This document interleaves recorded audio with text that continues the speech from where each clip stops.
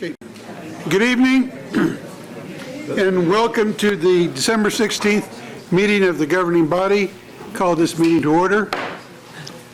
If you will give your attention to Deputy Mayor Kell, who will provide the invocation, stand as you are able, and then remain standing for the Pledge of Allegiance.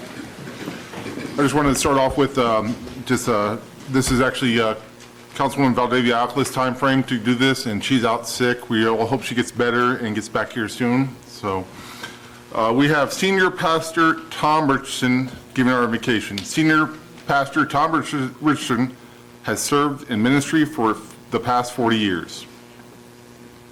Before moving to Topeka, he served at the Methodist Church in the Open Bible Church. In 1992, he moved to Topeka to pastor the First Foursquare Church. He then served in that position for 23 years and continued as the associate pastor of Fairlawn Nazarene Church. Most recently, he became the senior pastor of the Oakland Nazarene Church. He is an Air Force veteran, has 7 children, 4 of which we have been very blessed to be adopted in Topeka, and he's a proud grandfather of 6 grandchildren. Pastor Tom Richardson, please. Good evening. Let's pray. Father, we love you tonight. We recognize, God, that you are the one who has ordained government. Lord, tonight, in the name of Jesus, I pray for this council. I pray, Lord God, for the agenda that I see here tonight. I ask, Lord, that you would give each one here, God, your wisdom and your insight. I pray that in this meeting would be found your mercy, your goodness, and your justice. We praise you and thank you for this season that we're in that recognizes your Son. And we give you praise and thanks in the name of the Father, and of the Son, and of the Holy Spirit. Amen. I pledge allegiance to the flag of the United States of America and to the republic for which it stands, one nation, under God, indivisible, with liberty and justice for all.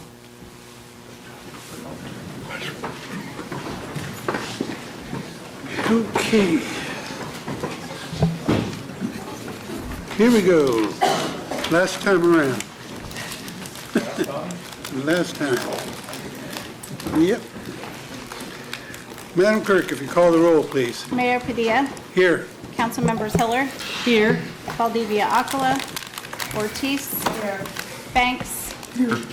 Kell. Here. Miller. Here. Dobler. Briefly, here. Duncan. Here. And Hofer. Here. All right, we have 9 present. Thank you. Madam Clerk, agenda item number 2. 2 is a service recognition ceremony. We're going to be honoring Mayor Michael A. Padilla, Deputy Mayor Brett D. Kell, and Councilmember District Number 7, Neil Dobler. Okay. Do I turn to the city manager for this? Thank you, Mayor. I'll go ahead and start us off. So I have the pleasure of saying a few words about you. I know this is your second go-around as far as service to the city of Topeka. I believe it was 35 years with 34 Topeka Police Department, and then another 8 years as a city councilman and as our mayor. I think you probably heard a lot of comments in the last several months, actually, about all the things that you've done great with the city. And I'll just say personally that I will miss your leadership. I'll miss your calm and steady approach to everything. And I'm pretty sure that council will miss you as well. And so I have a small gift that I'll give to you, and then I'm supposed to read it once you have an opportunity to open it. So give me 1 second.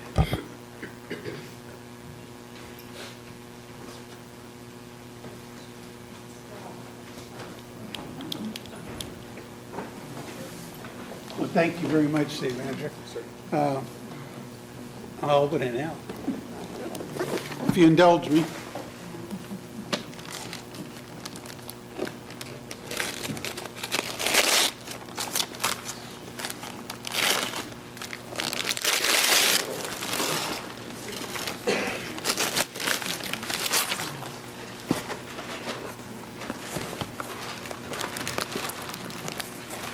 Well, it's taped pretty well. Here you go, I got some keys. I'll help you out. There you go. Last duty of a deputy mayor. I was wondering what he was supposed to be doing. Hey, just stay out of your way, that's my job.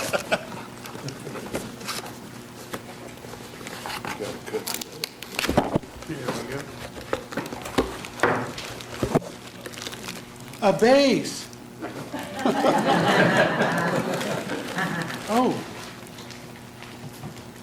It says, Mayor Michael A. Padilla, in appreciation for your outstanding and dedicated service to the citizens of Topeka, January 2022 to January 2026. You were supposed to read that? Yes. Oh, sorry.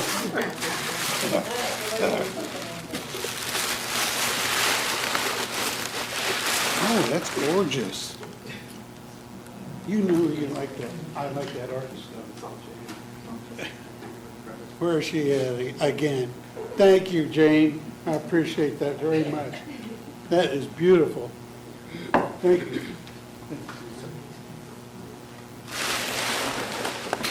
Fill it with candy.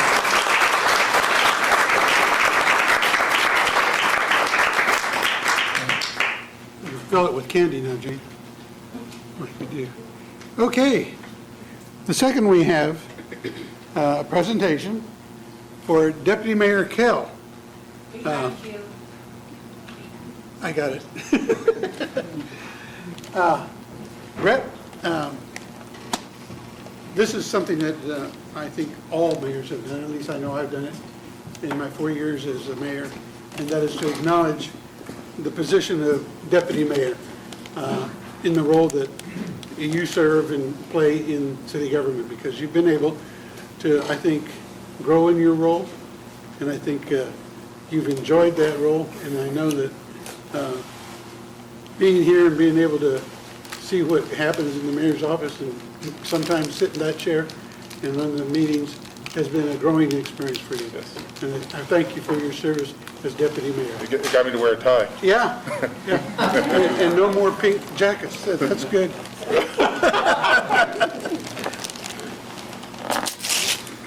This scares me. I usually buy my own gifts because I know what I like. You may need your keys again on that. What's Jane's tape budget? Don't poke too deep.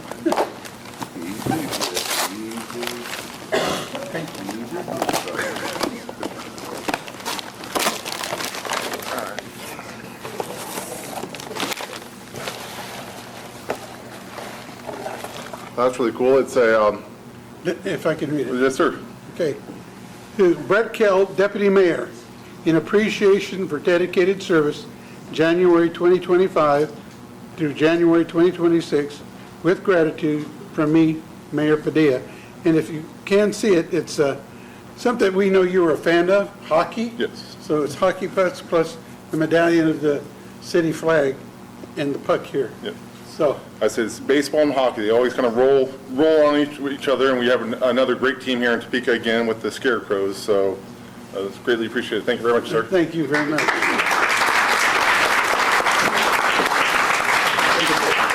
Before we move on from that, I have something to you.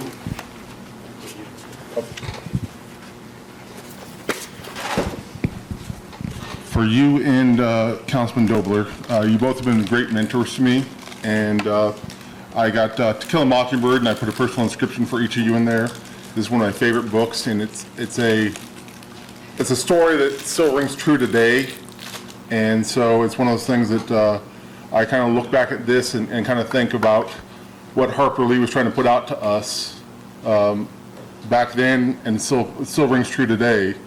And it's a great book, great movie, now a great Broadway production. So like I said, I got each one of you a copy with a personal inscription to both of you.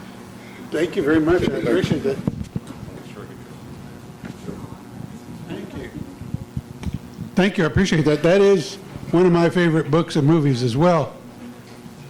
So thank you very much. I appreciate it. You want your mic? I won't read the inscription because it gets kind of mushy. but I'm just kidding, Brett. Thank you very much. I appreciate this. The next one is Neil Dobler, Councilman Dobler. I tell you, I'm going to miss a lot of the people on this council, most of them. But you are among the ones I really miss. You have been a real treat to work with. I was lucky enough to have you as my deputy mayor, along with Councilman Duncan, who will soon be mayor. And I relied upon you guys for a lot of things. Your insight, your wisdom. And Neil, you and I go way, way back. I can remember when you were literally probably the prototype for our current form of government as a city manager. And your knowledge in so many fields has been essential to the things that this body has been able to accomplish. Regardless of where people may be on the spectrum of good and bad, you are at the top of the list of being a good guy who really has worked hard for the citizens of Topeka. So I thank you very much. And I have a gift for you and a proclamation, if you'll join me over here. And this is presented to Councilman Neil Dobler, who is Deputy Mayor 2023 and the council member for District 7, in appreciation of your outstanding and dedicated service to the citizens of Topeka from November 12th, 2019 to January 6, 2026. That's a long time of excellent, good service. And like I said, you develop relationships on this council. And I think yours has been one of them that I will continue to remember and call upon even after we're out of this room and just ordinary citizens and being able to sit down and have a cup of coffee. And if you'll accept this small gift in appreciation. Sure.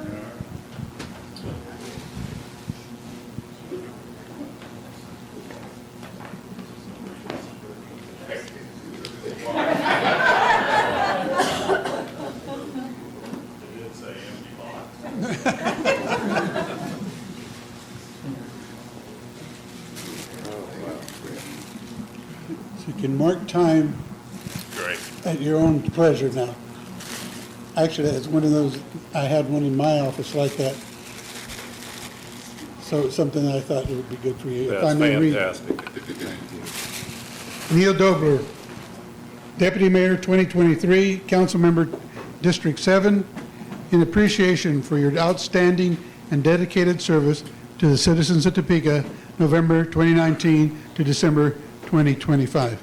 Again, I thank you for everything you've done. My good friend.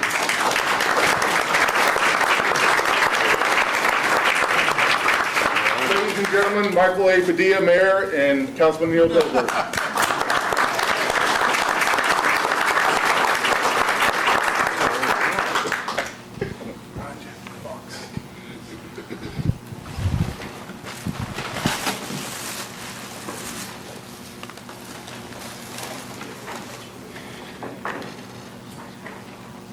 Thank you very much. So we're back to business now. Madam Clerk, agenda item 3, appointments. A is a board appointment recommending the appointment of Kelly Magerker to the Topeka Sustainability Advisory Board for a term ending December 22, 2027. B is a board appointment recommending the appointment of Scott Bulling to the Topeka Planning Commission for a term ending December 16, 2028. C is a board appointment recommending the appointment of Michaela Saunders to the Topeka Metropolitan Transit Board for a term ending December 16, 2029. D is a board appointment recommending the appointment of Nick Irick to the Topeka Landmarks Commission for a term ending December 31, 2028. E is a board appointment recommending the appointment of Deja McGee to the Topeka Human Relations Commission to fill a term ending December 16, 2027. F is a resolution introduced by Councilmember Spencer Duncan approving the members of the Land Bank Board of Trustees. Okay, you've heard the appointments as read. Is there a motion from the body to approve? Motion to approve by Councilman or Deputy Mayor Kell. seconded by Councilman Dobler. We're ready to vote. Oh, Councilman Hiller? Thank you. I just wanted to add to the detail here. On Resolution F, the names of the people who are being appointed are actually only in the resolution. They weren't in the introduction and so on. We are changing out that board, and it's to be Braxton Copley, David Banks, Katie Nelson, and Angela Lewis. So and then there's a position being held open for NIAs to fill in January. Okay. Thank you. So we had the motion and a second. Additional information. We're ready to vote. Yes.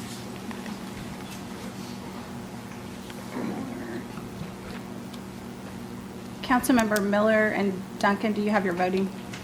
Are you guys by voice tonight? Yes. Okay. So Miller Yes. and Duncan? Yes. Okay. Okay, we have 9 yes, the motion carries. Okay, we'll move on to item 4 on the agenda, presentations. Madam Clerk? Do you recognize the people? Oh, yes, my bad. Typically, I do this, but forgot. For all those who have been appointed and are present in the room this evening, if you would stand so we could acknowledge you and thank you for your service to the city.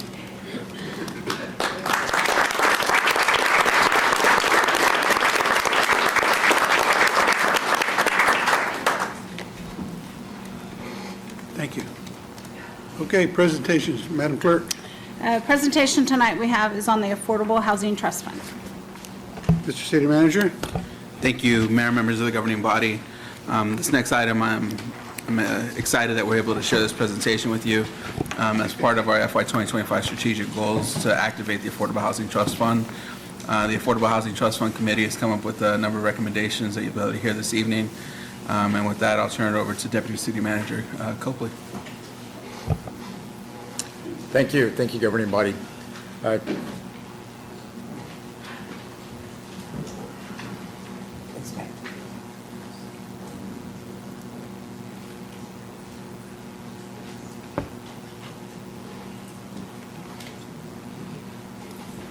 Tonight we're going to talk about the Affordable Housing Trust Fund. I'm going to cover some background items, talk about the review committee process, touch upon our RFP scoring criteria and the timeline, and then we're also going to share our recommendation in terms of ongoing funding. So purpose of the Housing Trust Fund is to expand the availability of affordable housing in the city of Topeka. Housing Trust Fund met its initial funding goal of $1 million in June of '23. Currently, with the $100,000 that was deposited to the trust fund as part of the operating budget adoption and the interest that we have earned, we are at just a little over $1,116,000. In June of 2025, as the city manager indicated, one of his initiatives for this year was for us to activate the Housing Trust Fund. June, we kicked off our initial meeting and had a very busy 5-month period from June through November to talk about how we wanted to structure it and basically develop the program. And so what we came up with was a decision to put RFPs out there to solicit proposals from developers for affordable housing. We developed an application, a scoring rubric, and we also came up with a operating, or I should say, a development budget, so that we gave those people that were new to development a tool to be able to use and also help us so that we're comparing apples to apples as we're going through our process. And then we also came up with some high-level administrative policies helping to guide us in terms of a framework. And so applicant information will be one of the things scored on in terms of their qualifications, how their program aligns with our goal in terms of increasing the amount of affordable housing, specific project information in terms of what exactly are they doing. Is it the rehab of an existing duplex? Is it developing a new subdivision. So basically, give us the funding, your timeline, and the location, and then tell us what populations that you're planning on serving, and then how you're aligning with the comprehensive plan as well as our housing study. And so we also came up with some bonus points, and that would be if you're going to activate land that we have in the city land bank, if you're going to generate revenue for the Affordable Housing Trust Fund, or if you're going to provide workforce housing, then you have an opportunity to score additional bonus points. We also talked about our desire to have mixed-use development as well as with increased density in units, because the greater density that you have, the lower cost per unit that you're going to have, which basically helps us to create more housing. And then as a general rule, we are looking at this as being not just a sole source of funding one or two projects. We're looking at this as being a gap financing or gap funding to help get a project to the point where it can occur and that we're going to be able to provide affordable housing. So January of 2026, we intend to put the RFP out on the street, close that in February, give it a good month to be out there to solicit proposals, and then the committee will review those and then make recommendations, just so that everyone's on the same page. The committee makes the recommendations to the city manager. The city manager will then take those recommendations to the governing body, so the governing body will be the one who actually makes the ultimate decision, and we will share our scoring rubric with you and why we chose the projects that we did. At the November 12th meeting, the Affordable Housing Trust Fund Review Committee took a vote and have made a recommendation to this governing body that we support a 0.01% special purpose retailer sales tax to address homelessness and affordable housing. And that would generate approximately $3.8 million a year. Obviously, there were comments made during the operating budget in terms of ongoing funding. The governing body did allocate $100,000 out of the EcoDevo fund into that Affordable Housing Trust Fund. Our recommendation is to have a stable, renewable source of funding. We did look at affordable housing trust funds across the state. The model that Lawrence adopted did involve a sales tax to help support their initiatives. And so the review committee members include the planning director, finance director, city manager. Special shout out to Quinn Cole, senior management analyst, and Carrie Higgins, housing division director. They were absolutely instrumental in helping us to get this whole project to the finish line. And again, we started from ground zero. I mean, we started from scratch. And then we have just really proud of the team.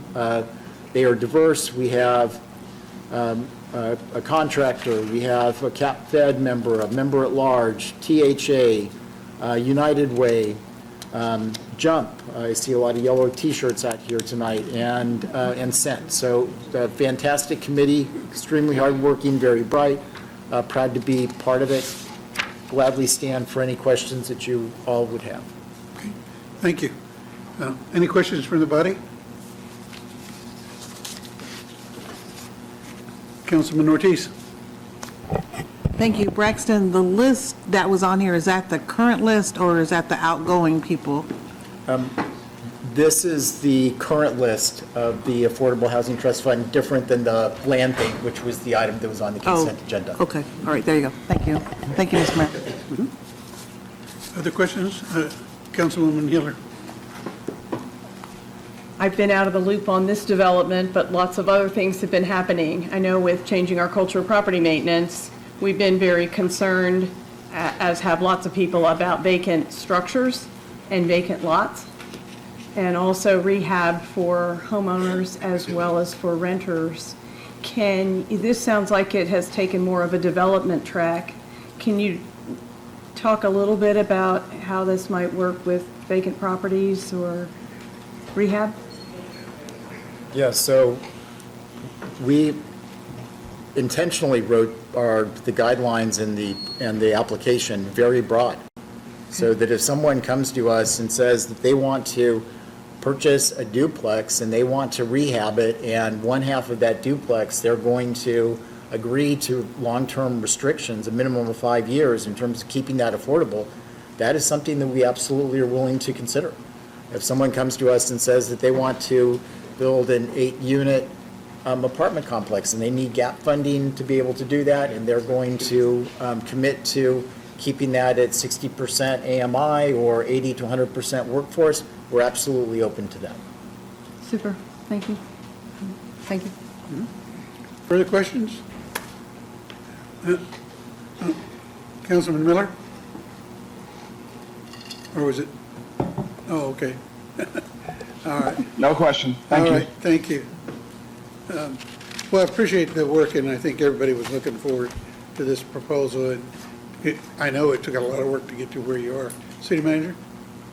Thank you, Mayor. I also want to acknowledge Councilmember Hofer's comment during Policy and Finance as far as we may tweak the timeline a little bit so that way we can have an adequate public notification period that this is coming, because I do acknowledge that putting it out for a month without a lot of communication could be a little challenging. So we may tweak that schedule just a little bit.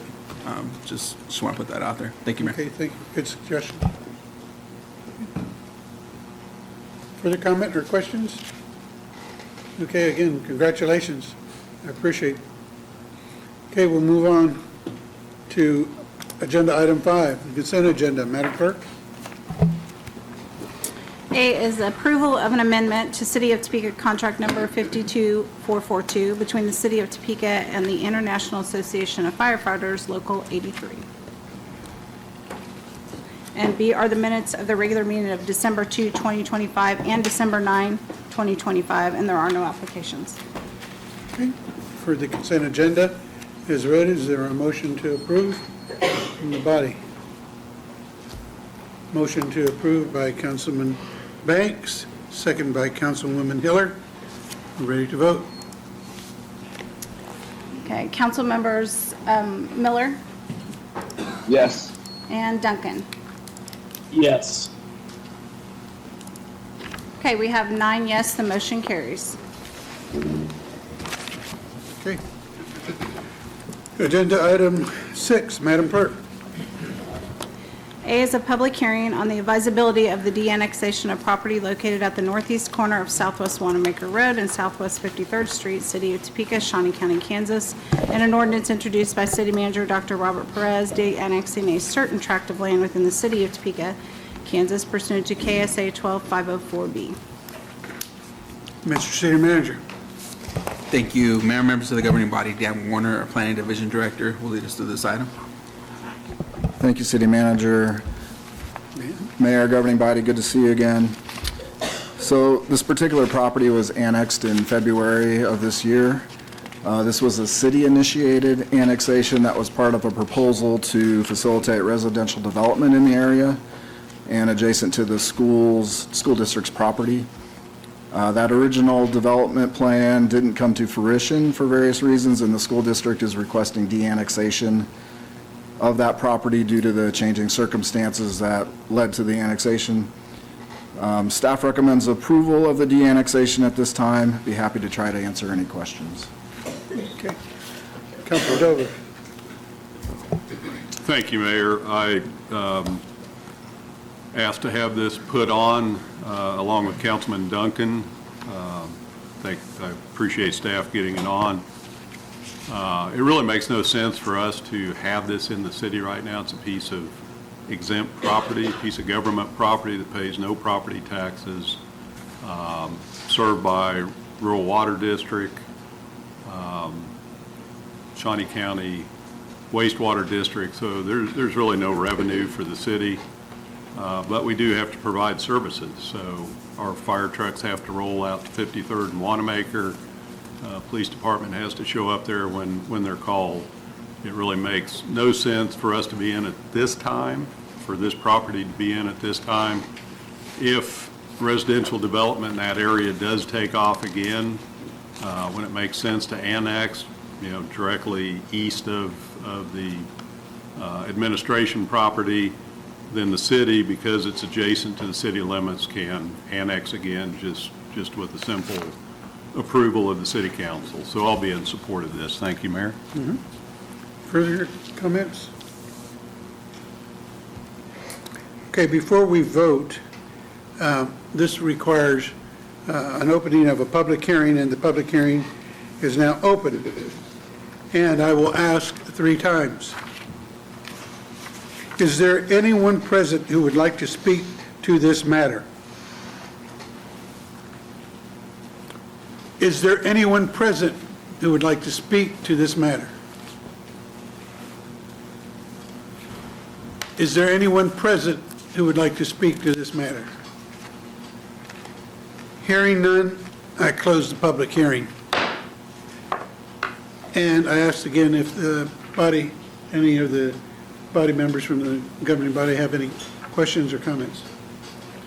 Seeing none, I see a motion to approve by Councilman Dobler and a second by Deputy Mayor Kell. Ready to vote? Council members Miller Yes. and Duncan. Yes. Okay, we have 9 yes, the motion carries. Thank you. Move on to action item 6B, Madam Clerk. B is acceptance of land dedications in the final plat for Ardmore Walk Addition located along the north side of Southwest 45th Street, approximately 1,020 feet west of Southwest Burlingame Road, lying between Southwest Lakeside Drive and Southwest Burlingame Road. City Manager. Thank you, Mayor, members of the governing body. Dan Warner, Planning Division Director, will lead us through this item. Thank you, City Manager.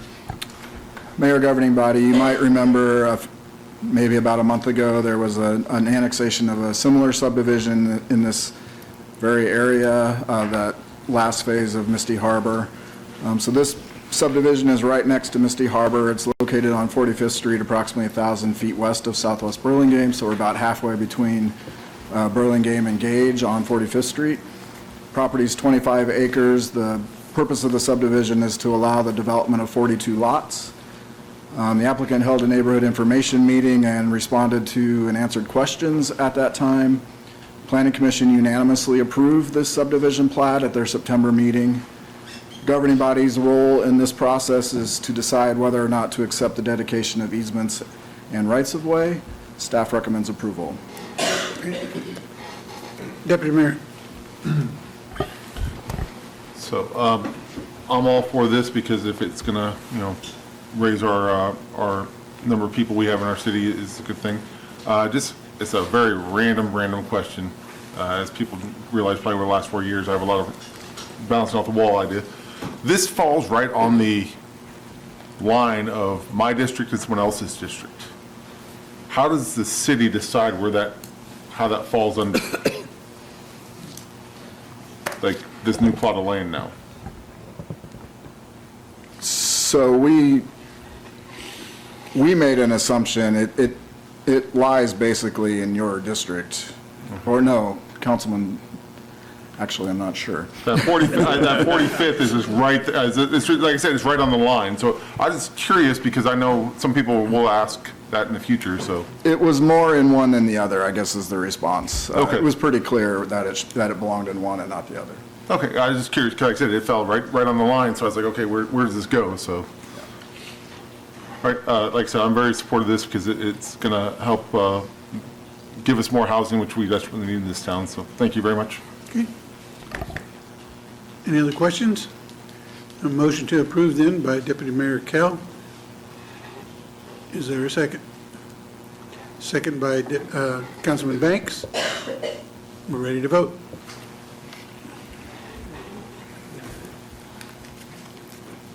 Okay, Councilmember Miller Yes. and Duncan. Yes.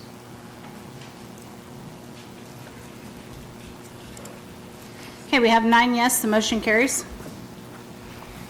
Okay, thank you. Madam Clerk, 6C. C is an ordinance introduced by City Manager Dr. Robert Perez annexing land to the City of Topeka, Kansas, in accordance with KSA 12520, a 25.28 acre tract located on the north side of Southwest 45th Street and approximately 1,020 feet west of Southwest Burlingame Road within unincorporated Shawnee County, Kansas, and adjacent to City of Topeka corporate limits, and said land being annexed for all city purposes. Mr. City Manager. Thank you, Mayor, members of the governing body. Dan Warner, Planning Division Director, will lead us through this item. Thank you, City Manager. Mayor, governing body, the next case is the associated annexation for that plat that we just talked about. This particular property lies within Tier 3 of the city's urban growth area. Normally, those parts of the growth area aren't ready for annexation, but that's not the case here. All of the urban services are available. For instance, sewer and water are adjacent in the Misty Harbor subdivision to the west, and they will have to be extended from that subdivision by the developer to serve this project. Planning Commission considered this annexation at their September meeting and decided that the annexation is consistent with the comprehensive plan. Property is contiguous with the city boundary. The owner has consented. Governing body can approve annexations of this type by approving an ordinance. Staff recommends approval. Thank you, Dan. Any questions from the governing body? Is there a motion from the governing body? Motion to approve by Councilman Banks, second by Councilwoman Ortiz. Ready to vote?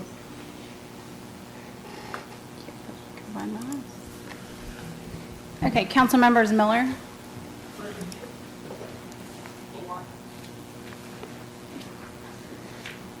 Councilmember Miller. Say yes. And Councilmember Duncan. Yes. Okay, we have 9 yes, the motion carries. Yes. Okay, got you, thank you. Thank you. Action item D, Madam Clerk.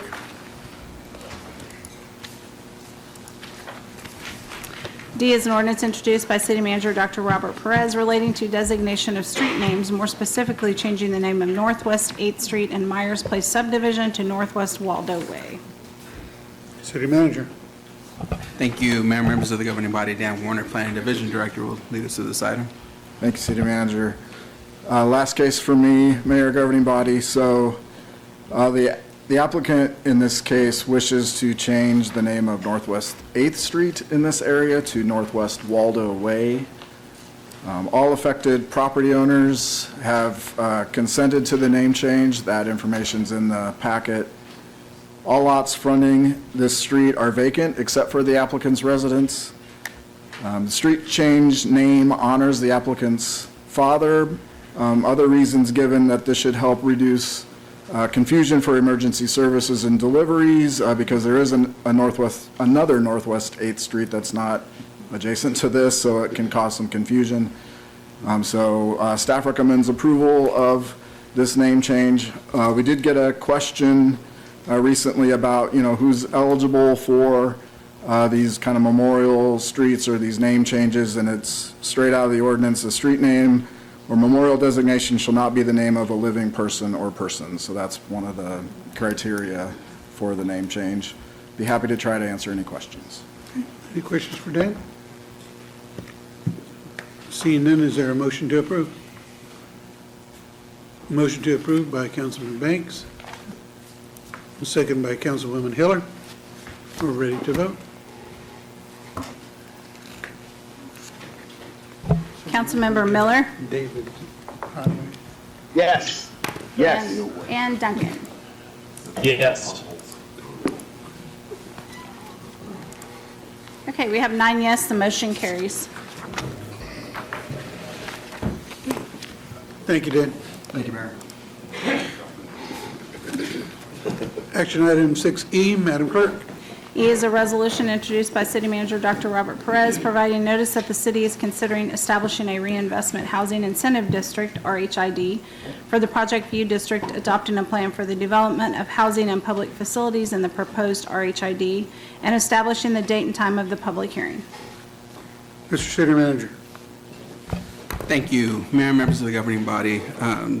Deputy City Manager Copley will lead us through this item. Before I turn it over to him, I do want to bring attention to, since we have a couple of RHIDs on the agenda this evening, there's some questions about limitations of RHID. And so City Attorney researched this item for us, and there is a KSA 125242 that actually exempts the city of Topeka from any limitations of RHID that are actually that other cities and municipalities have to abide by. And so I just want to assure you that every time we bring an RHID for your consideration, our attorneys are looking at it, the developers' attorneys are looking at it, the Department of Commerce is looking at it, to make sure that we are in line with all applicable state law. So with that, I'll turn it over to Deputy City Manager Copley. Thank you, sir. Thanks. Thank you, governing body. So Project View is a market rate apartment complex that will be located between Van Buren and Jackson and 6th and 7th, adjacent to the Uptowner site. I have on the map, the area bounded by green shows the project location. This will contain 192 dwelling units, again, market rate, studio, 1-bedroom and 2-bedroom apartments. As we have discussed in the past, the housing needs study that we had done identifies that we have a shortage of housing across the spectrum from market rate down to affordable and workforce. The Commerce Department has approved the district, so what we are here tonight for is the resolution setting the public hearing for February 3rd. On February 3rd, we will have a ton of information for you, including the development agreement, parking agreements, purchase of land, number of those, all of those will be provided to you at that public hearing on the 26th. Happy to answer any questions you have. Again, this is just the second step in the process, which is setting the public hearing required by statute to consider the project plan and adoption of the district. Thank you. Any questions from the governing body? Okay. Seeing none, again, as a reminder, this is just to set the date for the public hearing on February 3rd. Is there a motion from the body? Motion to approve by Councilwoman Hiller. Second by Deputy Mayor Kell. We're ready to vote. Council members Miller Yes. and Duncan. Yes. Okay, we have 9 yes, the motion carries. Thank you. Agenda item 6F, Madam Clerk. F is a resolution introduced by City Manager Dr. Robert Perez setting the public hearing to consider the advisability of establishing a community improvement district at the southeast corner of California Avenue and southeast 29th Street pursuant to KSA 126A26 at SEEK. City Manager. Thank you, Mayor and members of the governing body. Braxton Copley, Deputy City Manager, will lead us through this item. Thank you, governing body. So this is a community investment district at California Crossing. I'm pretty sure all of you know where this is, but just so that we're all on the same page, southeast corner of 29th in California. This is a shopping center that has seen better days. It is in definite need of rehabilitation. So the area shaded in yellow is the area proposed for the community investment district. Project will include site improvements and other CID-eligible expenses to allow for the redevelopment of the shopping center, particularly the 12 leasable spaces. The first tenant is the Supermercado Nuestra Familia, and that had a opening, I believe, 2 weeks ago. So again, what we're trying to do here is help incentivize to transform this area and to redevelop this into something that the community is proud of. The CID application financial analysis have been reviewed by the committee, and what we're asking for tonight is simply to pass the resolution, setting the public hearing for February 3rd. At that time, we will bring to you the development agreement and the ordinance to establish a CID at 1.5%. Happy to answer any questions and would respectfully request approval of the resolution. Thank you, sir. Any questions? Seeing none, there's a motion to approve by Councilman Banks and second by Councilman Dover. So we're ready to vote? Councilmembers Miller Yes. and Duncan. No. Okay, we have 8 yes with Councilmember Duncan voting no. The motion carries. Okay, we'll move to 6G. Madam Clerk.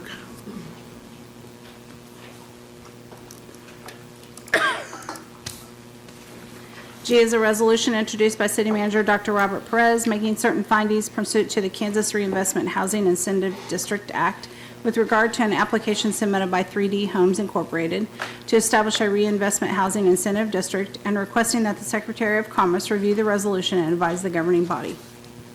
City Manager. Thank you, Mayor and members of the governing body. Braxton Copley, Deputy City Manager, will lead us through this item. Thanks, City Manager. So governing body, this is the first step for an RHID. And under our resolution that we have adopting the state law and setting forth our procedure, we have a 2-step process. And the first step is to set a public hearing for the general consideration of the RHID. If the council decides to move forward in terms of considering that, we will then send a copy of the resolution to the Commerce Department, who will have to make their findings that they're in accordance with the statute, that there is a need for the additional housing. And then after Commerce has approved it, then we will come back to you and set a second public hearing, at which time we will then give you development agreements and much more detailed information. So this is truly the first step, and we would request your approval of this. And this 3D Homes is basically non-contiguous 3 locations in the city of Topeka. One of those is over by 22nd and Westport, not too far from 21st and I-470. Then we have an area just to the west of Aquarian Acres, out at close to 29th and Wittenberg Road.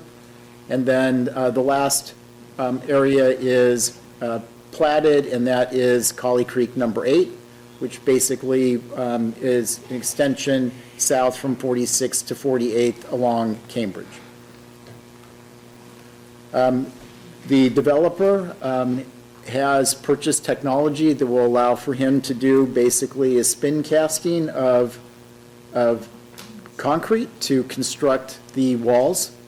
This will allow them to keep their construction costs low. Their total is going to be approximately 80 units, 2 to 3 bedrooms, 1 to 2 baths, and the goal is to construct workforce housing. Workforce housing is between 80 and 120% of the area median income. So again, we're respectfully requesting the adoption of this resolution so that we can move forward with phase 1 of the 3D Homes RHID. Thank you. Deputy Mayor. No, I did look on the presentation. It was talking about the 3D printed homes. How long does that usually take to construct one of those compared to a similar size of timber and stuff? So when they work out the bugs, they're looking at 2 to 3 days to actually print the home, spin cast it. That doesn't include the time for the foundation or for adding the roof. But basically, to do the walls, we had a very good conversation with my entire inspection team, plumbing, electrical, mechanical, basic, and structural, in terms of talking through how we do this and how we're able to inspect, because as you all realize, the more difficult inspections are the rough-in inspections. And so it was very informative in terms of getting them to a point where they can stop, probably at the bottom of the window, the rough opening of the windows, that then they can add the conduit in there so that my team can be able to inspect the rough end of electrical, mechanical, and plumbing, and then they can go ahead and continue printing up for the next phase. So this Friday, my inspection team is going to actually be on site with them as they do a trial spin cast of a part of the house, so we can collectively work out the bugs. And what I assured the developer was, my team is figuring out how do we make this work, right? In terms of throwing the code book at the person saying it's not going to work, we took the viewpoint of, we're going to figure out how to make this work, how it's going to comply with the code. IRC does have a chapter for this type of technology, and so it's a matter of just getting everyone comfortable to make it work, because I think that this is going to be a great project and product for City of Topeka. That was going to be a follow-up of mine, was that when it came to code aspect of things, my father was a master plumber and helped build a lot of homes, and is one of those things of, I know that they're the inspection side of things, and does our current code have that chapter in it, or is it something, do you think we need to look at adopting, and then if there's a newer version of the code compliance book? So the IRC does have a specific chapter or appendix for these type of homes. And so clearly we have guidance out there. That will be a question for the BBFA, the Board of Building and Fire Appeals, because they're the ones that do the review of that in terms of, is it in our best interest to go ahead and adopt that chapter or appendix. All right. Thank you very much. Deputy City Manager, these are properties that are for rent, they're for purchase, correct? The developer absolutely is intent to sell those, but obviously you could sell to someone who would then be interested in renting. But obviously we have to go through the but-for test as part of this analysis in terms of proving up to us that they need this incentive to be able to make this project happen.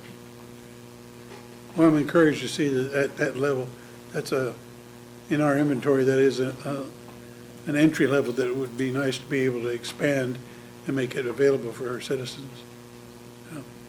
Okay, well, thank you.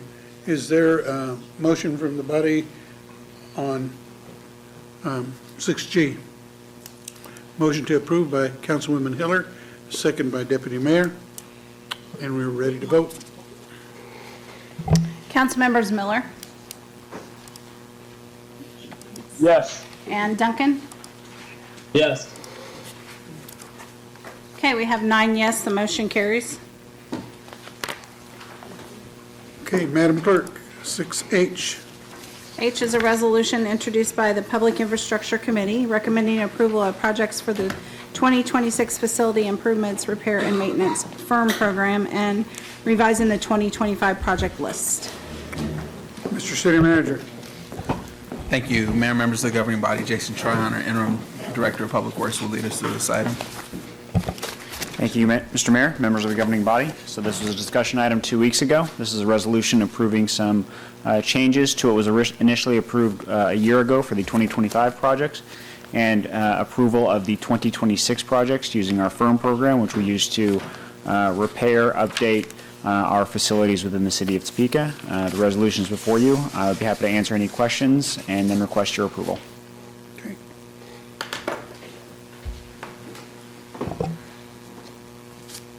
Councilwoman Hiller.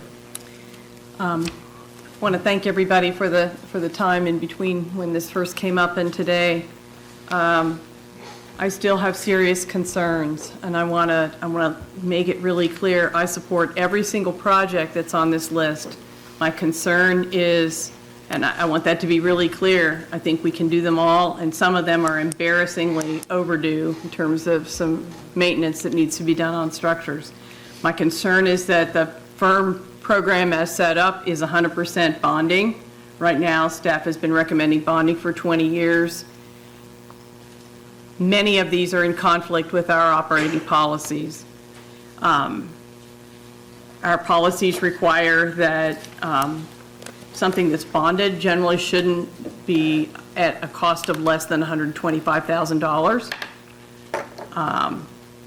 When you do a big project and bond it, the idea is you're passing along those expenses to future folks who will, as the economy grows around it, that will take care of inflation and it'd be cost effective for payback.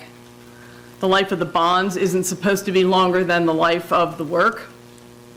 Many of these are maintenance. We have a policy that says we're not supposed to be borrowing more than an average of $9 million a year. We've been over that for a while. Policies are clear that we should do pay-as-you-go whenever we can. At least half of the projects in this list don't meet that test. It can be argued, or it can be argued that it's urgent, but we all know that we are in financial difficulties right now. And so to take on unnecessary debt, when we do that borrowing, our projects cost 60% more than the actual cost.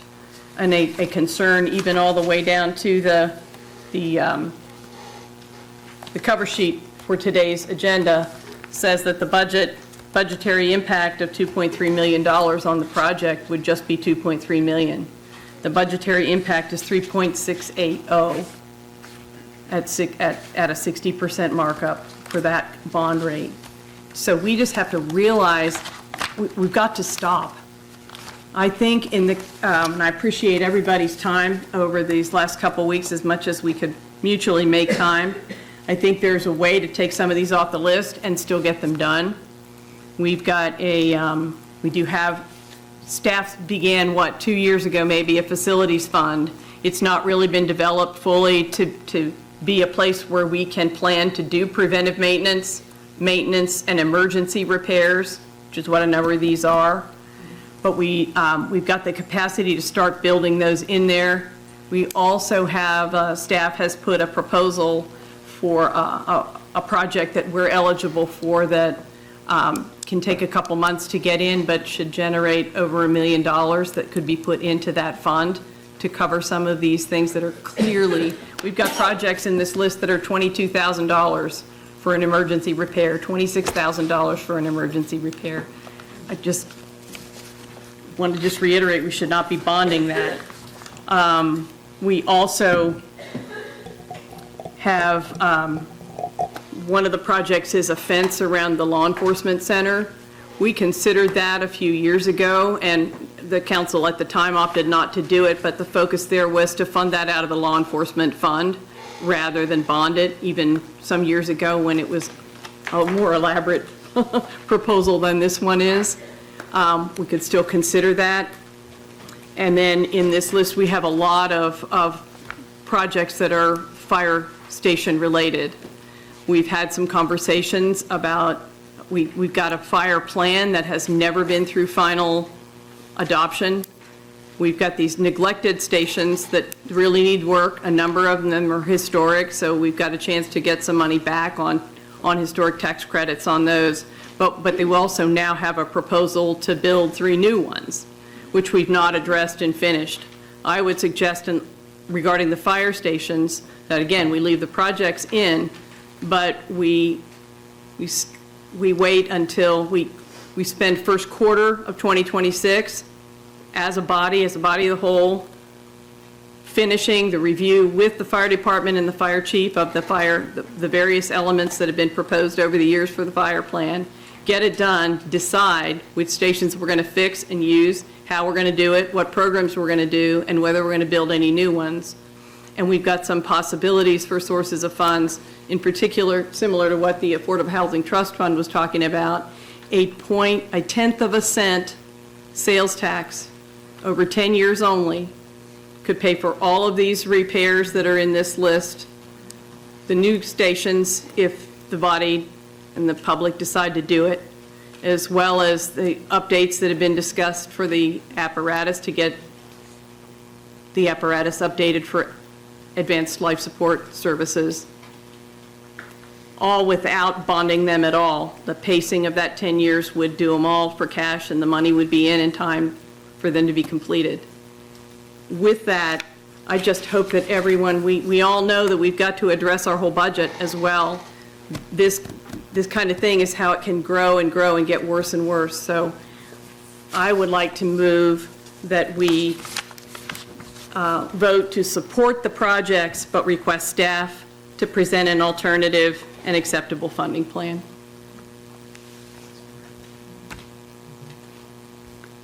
Okay, are you asking to make a motion, or? That would, yes. Okay. Is there a second to Councilwoman Hiller's motion?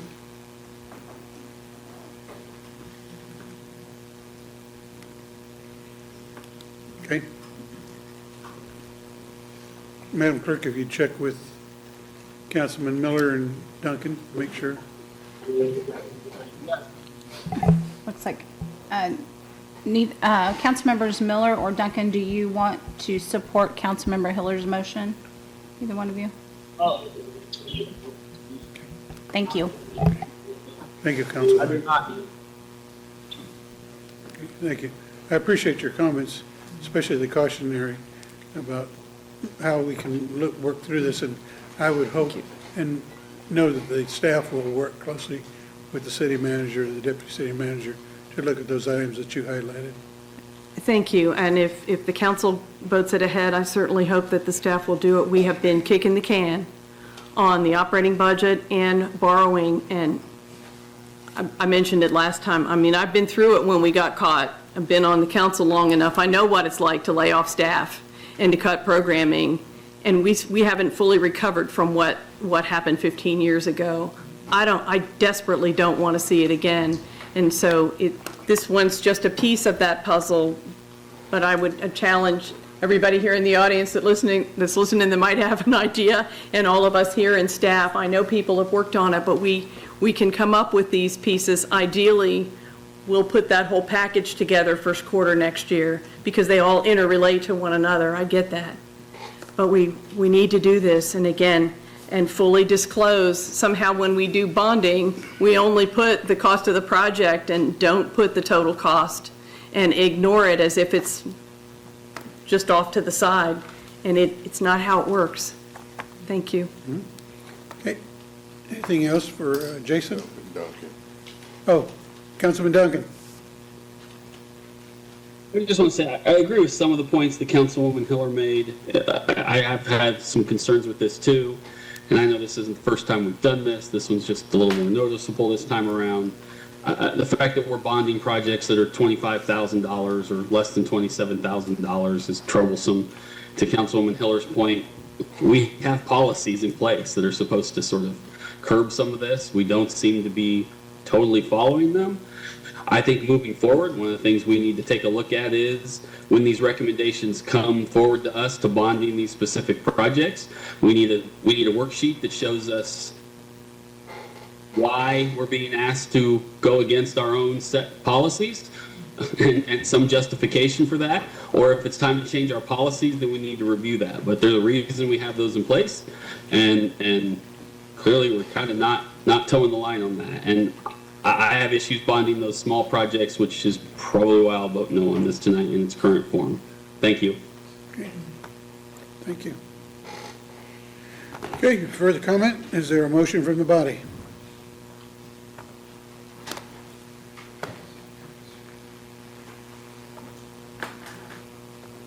Motion to approve by Councilman Dobler, a second by Deputy Mayor Kell. We're ready to vote. Oh, what's going on? Yes. Marshall turning the lights out. Okay, Councilmembers Miller? Yes. And Duncan? No. No. Okay. Councilmember Kell? Okay, the motion carries. We have 7 yes with council members Hiller and Duncan voting no. Thank you. I'm sure that the incoming council and new mayor will take your cautions under advisement. Move on to 6I, Madam Clerk. I is a resolution introduced by City Manager Dr. Robert Perez declaring the entire boundary of the city of Topeka for 2025. Mr. City Manager. Thank you, Mayor, members of the governing body. Dan Warner, Planning Division Director, will lead us through this item. Good thing I stuck around. Mayor, governing body, this item typically falls on your consent agenda. It's an annual item that has to satisfy state law, where it requires an annual declaration of city boundaries by the governing body. Since we had some late additions to, one, a de-annex case earlier and an annexation, place this on as an action item for you to take care of, so we didn't do something before we did something else. So with that, I'll be happy to try to answer any questions. What'd you just say? Recommend approval. Thank you. Okay. Motion to approve by Deputy Mayor and a second by Councilman Banks. We're ready to vote. Okay, council members Miller,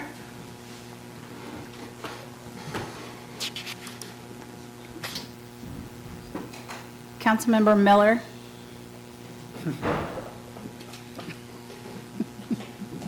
Councilmember Duncan, Yes. Councilmember Miller. Yes, ma'am. All right, thanks.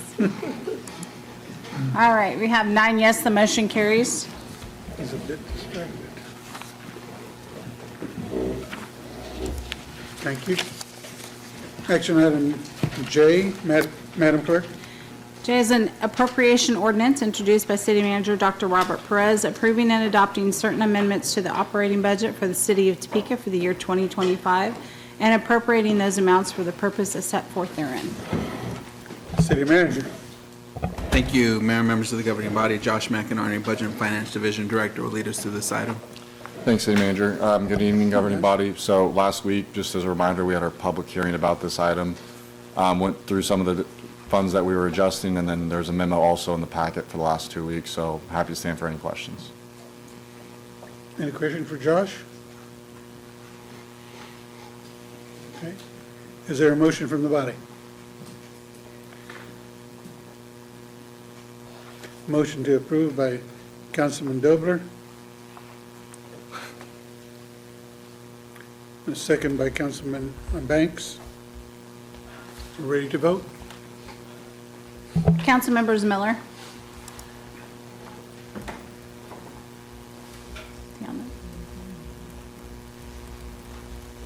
Councilmember Duncan. Yes. It's all fine. Okay.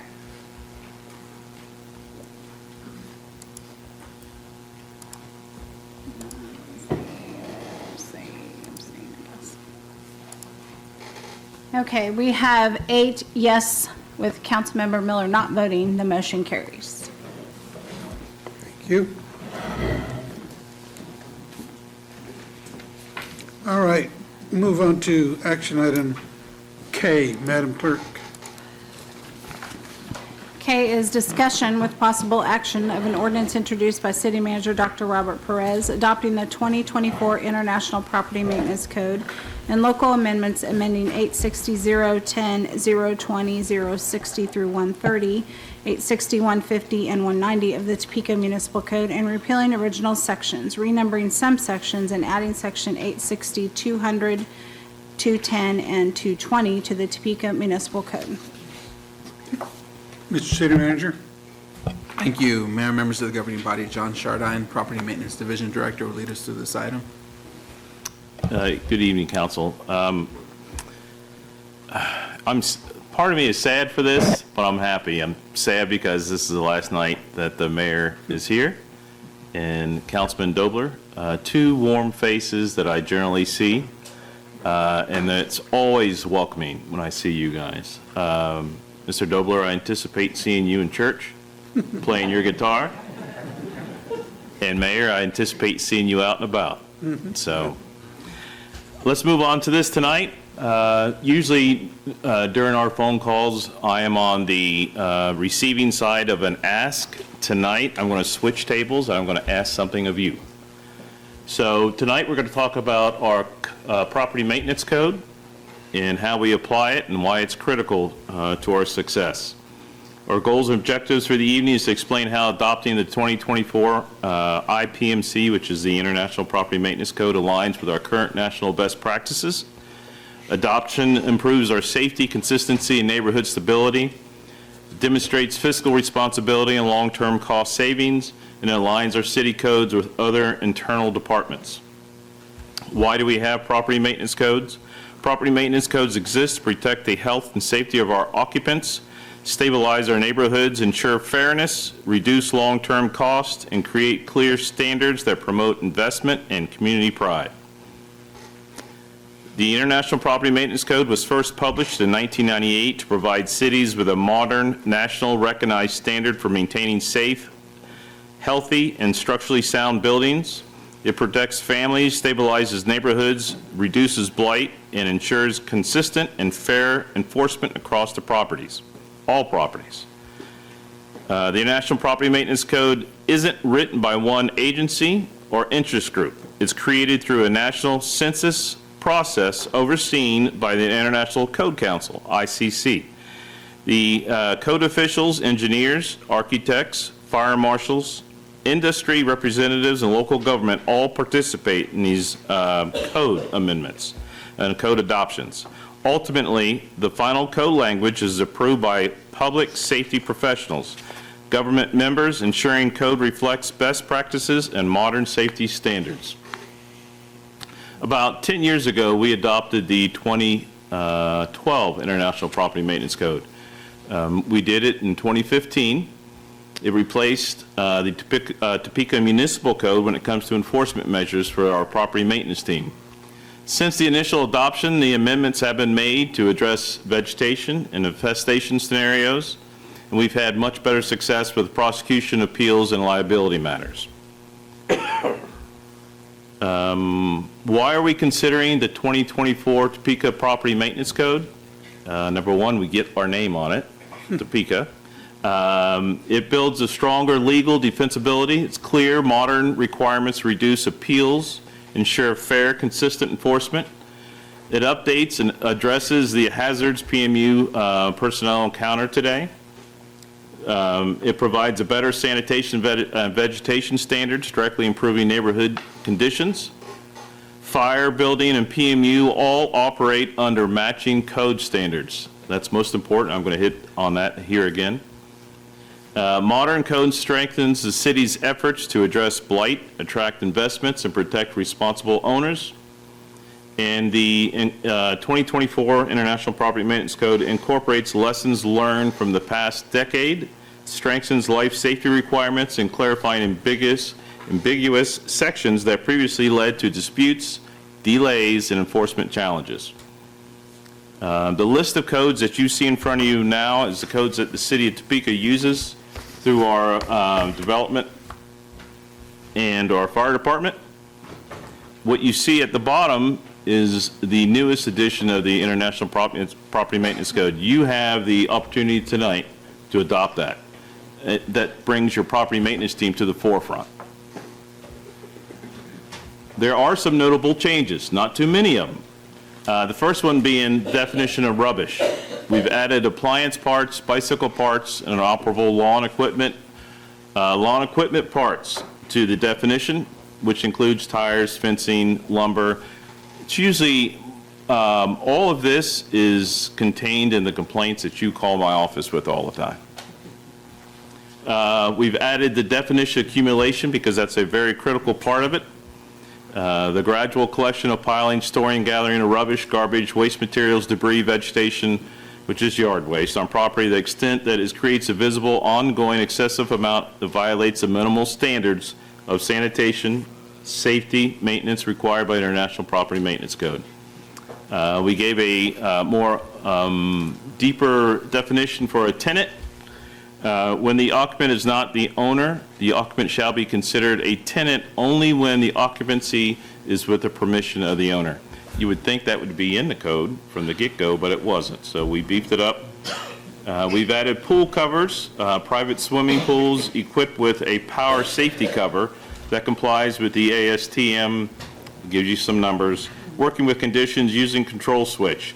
So this takes the place of a fence or an addition to a fence. Wiring, you would also think this was in there, wiring concealed under carpets. We ran into a plethora of that with some of these rental properties, and so I felt it necessary to add that to the code. And finally, the fire safety requirement. This chapter exploded. It went from 2 pages to about 6. The one that sticks out to me is the carbon monoxide alarms. All residents that have fuel burning appliances or an attached garage will be required to have a carbon monoxide monitor, right? So this is not something that we're going to go out and enforce immediately. This will be a 90-day span, which I'm going to treat as an educational campaign. We have flyers made up to hand out to property owners, to landlords, to educate them on the changes that are happening. So there's not a whole lot of changes from 2012 to 2024, but there is enough to make a change. 4 years ago, we hired Karen Black to come in and analyze our process. One of her suggestions was to increase our staffing with code and to update our code. This is the latest update. This is imperative because all the other codes that we currently enforce, this is considered a unified family of code. All of these codes are published by the ICC. It's imperative that property maintenance stays up with the fire department and development services. Budgetary impact. Right now, as it stands, I have the budget to pay for the publishing of the pamphlets and the books, the code books that come with this. And I also have it in my budget to publish this on our website, both digital and hard copies. It's not a big ask. It's about $2 or $3 grand. But I have that in my budget to do this. It's not need to hire anybody, so there's no budget implications with that. With that, I'm concluding my presentation. Open up for any questions. Okay. Thank you, John. Any questions from the body? I know that. I got you. Deputy Mayor?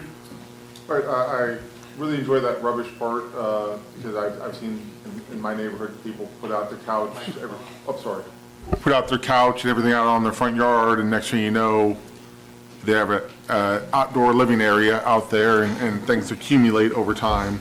I like how this is, in essence, keeping the landlords to do the least the minimal upkeep. There's so many properties in my area that are rental properties that it just seems like the landlords are not doing that minimal upkeep to these properties, and this will be something. Question on the carbon monoxide. I think enforcement may be an issue on this one. Are these going to be considered permanent, or are these going to be like the plug-in style that on what we're going to require? These are the battery operated. So it all depends on your zoning, and majority of the zoning is R3, I believe it is, and that's residential single. And you can utilize a battery operated carbon monoxide. Same thing with the smoke detector. Okay, I just want to make sure because there are the plug-in styles, and right. I just know how some people landlord and them are fighting, so they yank that, call you in and say, hey, we don't have our because I didn't know if there was more of a permanent style that we could have on there also. So I'm sure you can have either or. Okay. You can have it wired, or you can have battery. Yeah. I definitely approve of this, and actually will move to adopt this. Okay. I'll take your motion as soon as we hear from the person signed up for comment. Have Mr. Pat DeLapp signed up for comment?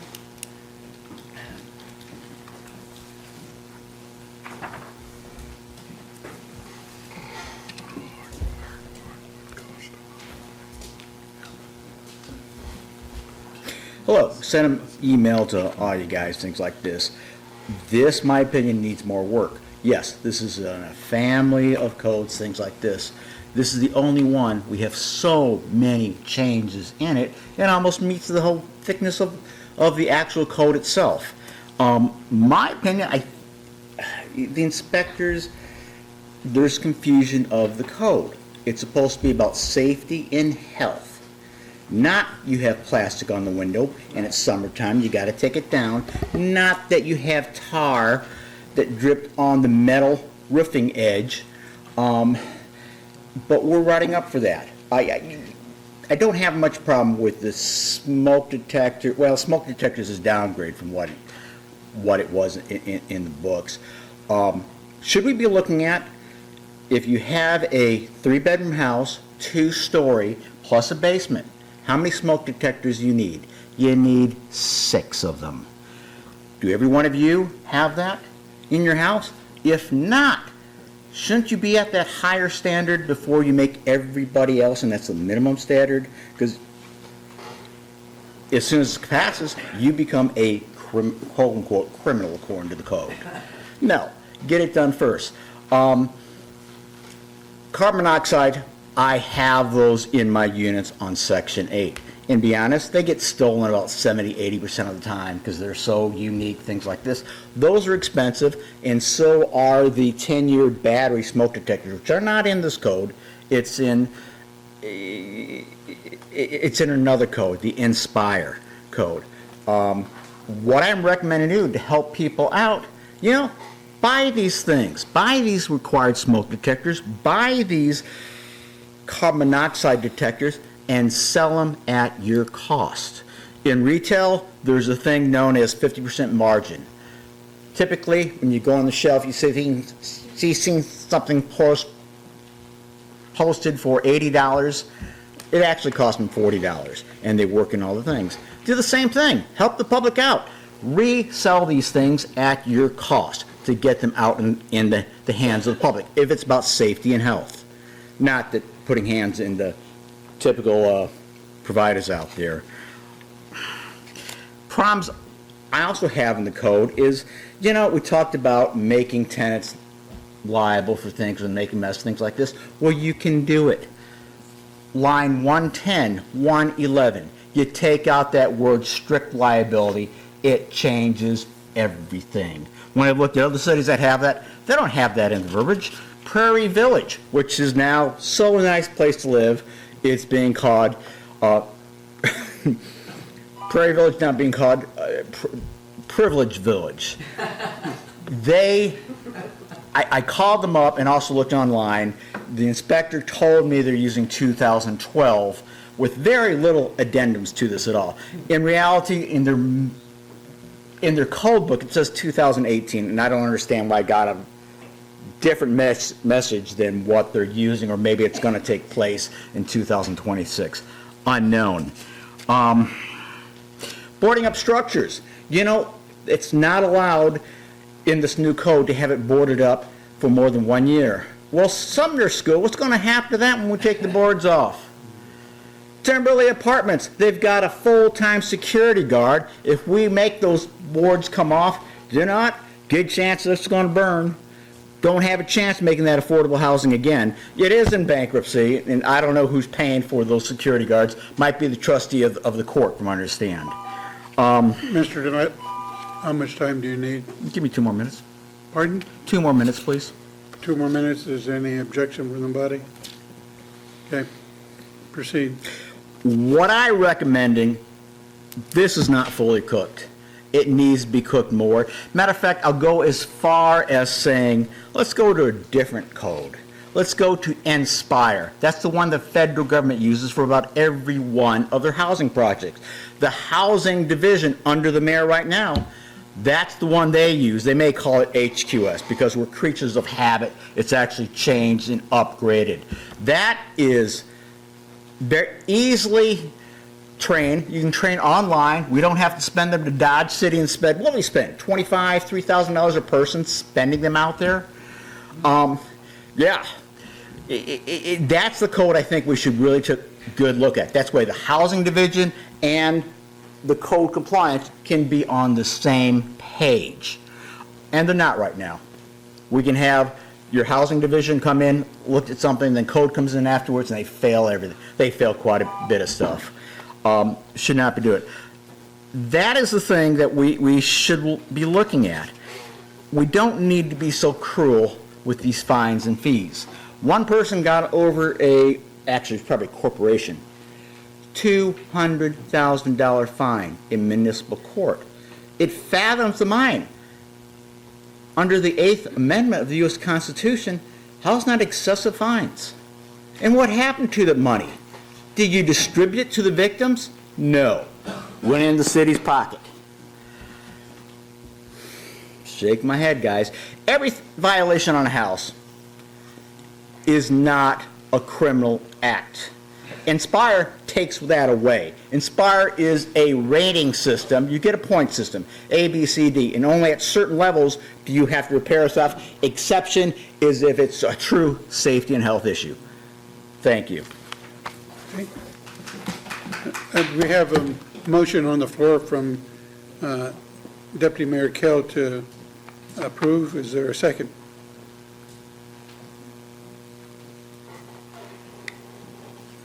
We have a second by Councilman Banks. Pardon? Who? Oh, okay. Deputy Mayor, like to speak? Mr. Delap sat there and talked higher standard, and this will not be, I have no idea what his properties are like or anything like that, but we have several landlords in this town that would not live in their own rental properties. Do not upkeep the rental properties like they would a house. It is just a long-term holding facility for their money, because over that time, the property doesn't accrue in value.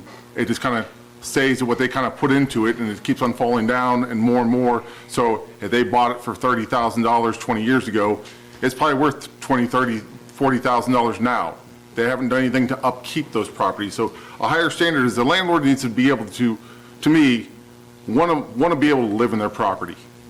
If they own it, they need to keep it up to date, because those are people that are living there that sometimes that is their only choices of properties to live in because of their income and things like that. So a higher standard needs to be done by many of our landlords. And I'm, like I said, Mr. Delap, I'm not calling you out at all because I have zero clue what your properties look like. So please do not take this as a personal attack to you, sir. John, when we sell, when properties get sold, and usually there's realtors involved, they go through inspections, things get fixed and things like that. Usually up to our codes, correct? Correct.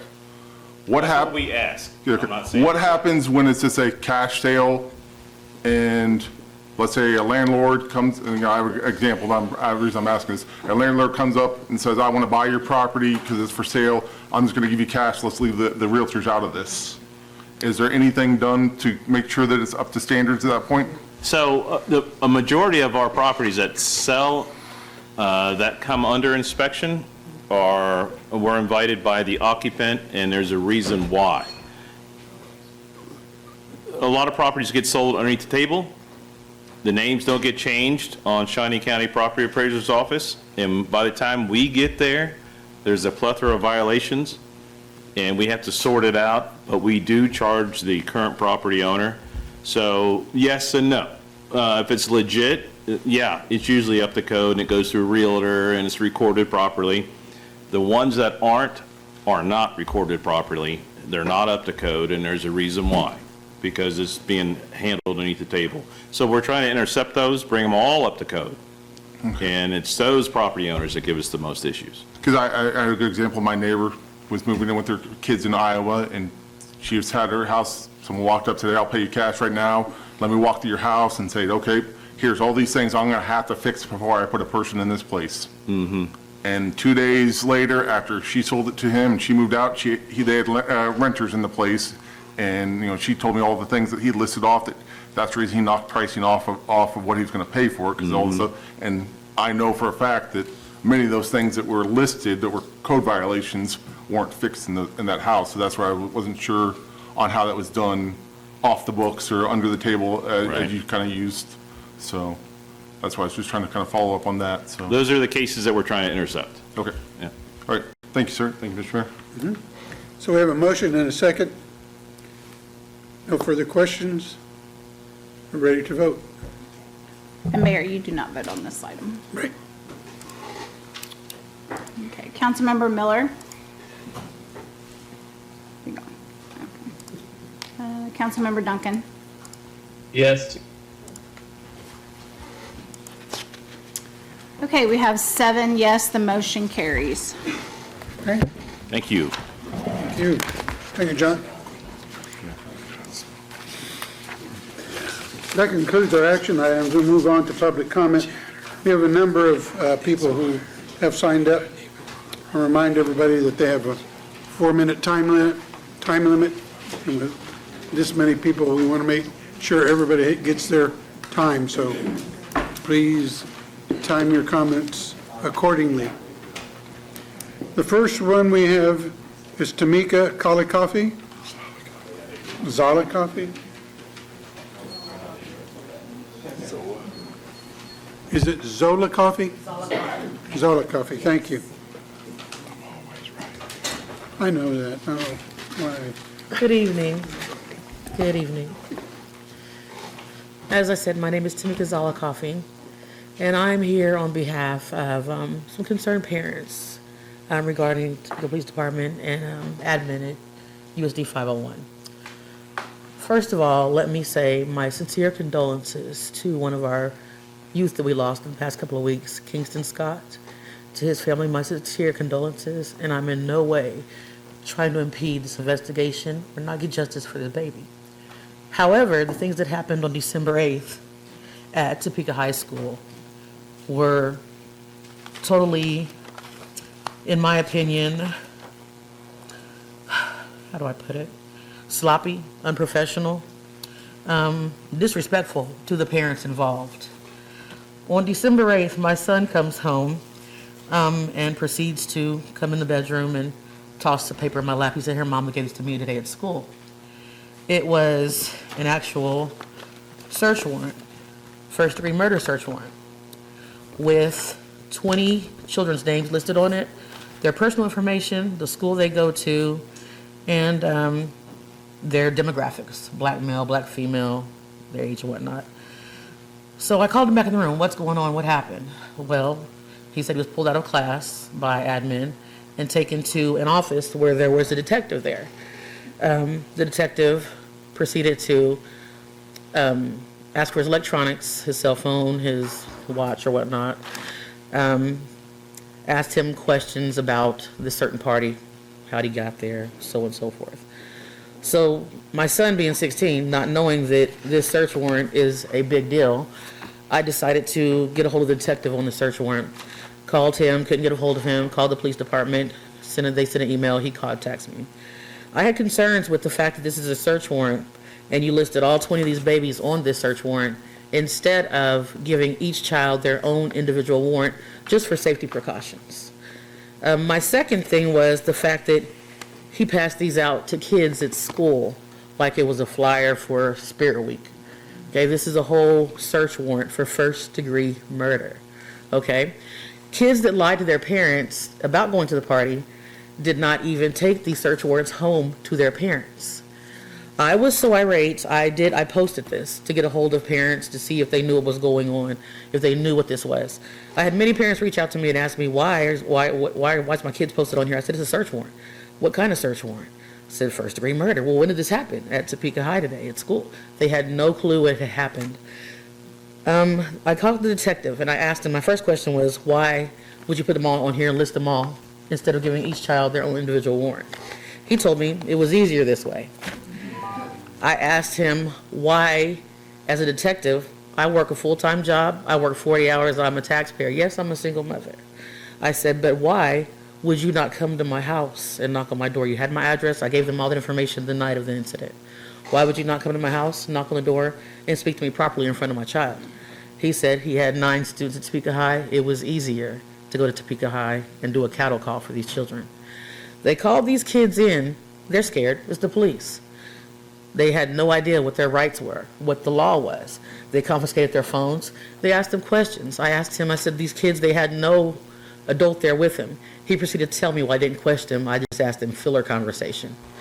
Filler conversation. I asked my son, well, what did he ask you? He asked him questions about how he got there, who was at the party, which is questioning, but these kids, you're put in a way where the kids did not know.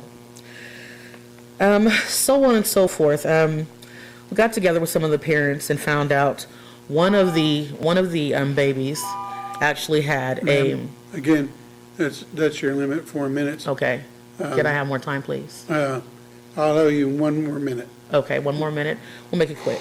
I contacted the school as well to see what the policy was. Nobody got back with me, so I looked up myself and found the policy on Topeka Public Schools websites. That said, if the police are at the school, first of all, they should have done it outside school hours and knocked on my door like they would if it was Washburn Rural or Shawnee Heights, but they did not. Then also in here it says, school officials will make a reasonable effort to notify the parent prior to the investigation. I was not notified prior or after at all that my child was on this search warrant for first-degree murder. The ball was totally dropped, and I feel totally disrespected, as well as a lot of parents feel totally disrespected, because there was no care or concern. No one came to our house to let us know this happened. They did it behind our backs. We felt slighted, and then after the fact, to not get any information from admin or the detective. So this is something that I'm trying to, like I said, I've spoken with a lot of parents, and I'm speaking on behalf of all of these parents that are upset that this has happened to our children. That's my time? Yes, it is. Okay. Thank you for your comments. Thank you. Thank you for your time. Mhm.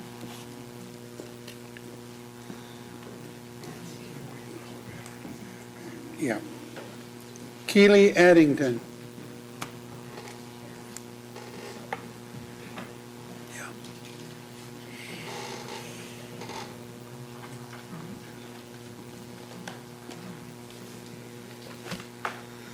Good evening. Well, that's no surprise, more police misconduct. The last line of the Pledge of Allegiance, with liberty and justice for all. Justice for all? Everyone except for Dylan Wallstrom, Taylor Lowry, they're excluded in this? I find it exceptionally funny that Mrs. Lassiter was turned away from speaking with the Topeka Police Chief due to conflict of interest on a case, yet the officer who executed Dylan by shooting him 9 times in the head is being protected because he has a family member at the Sheriff's Department. I'm not here today to request that you release this officer's name because we know it. I know that that won't happen if it's up to you guys.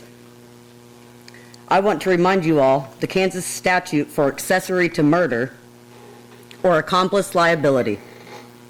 Under Kansas law, which you are all to uphold, any person is criminally responsible for a crime committed by another if they intentionally aid, abet, advise, hire counsel, or procure the other person to commit said crime. Kansas Statute 22-2607, assisting another to avoid prosecution.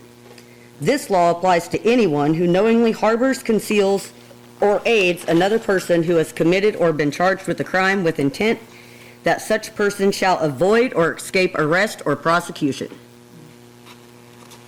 Now, I hope you all as city employees are qualified enough to understand that you all, by choosing not to hold this officer accountable, that you're also guilty of murder.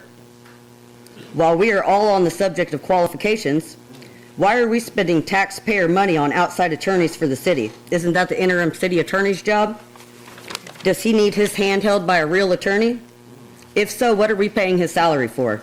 Why don't we cut out the middleman and save the money and just pay the attorney he hires to do his job, instead of wasting millions of dollars hiring outside the city for someone else to do it for you?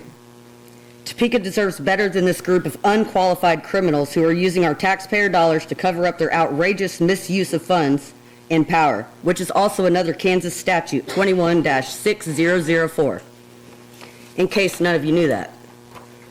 We the people of Topeka, Kansas, under another Kansas state statute I'm sure none of you know, 60-1205, forfeiture of office, request that all of you step down for willingly neglecting your duties and violating every single moral turpitude law.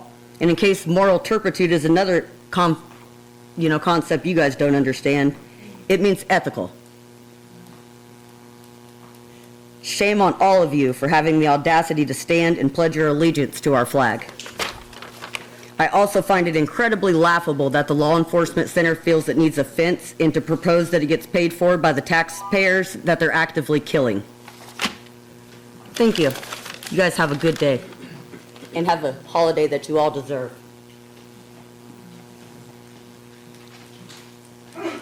Pastor Gage Church.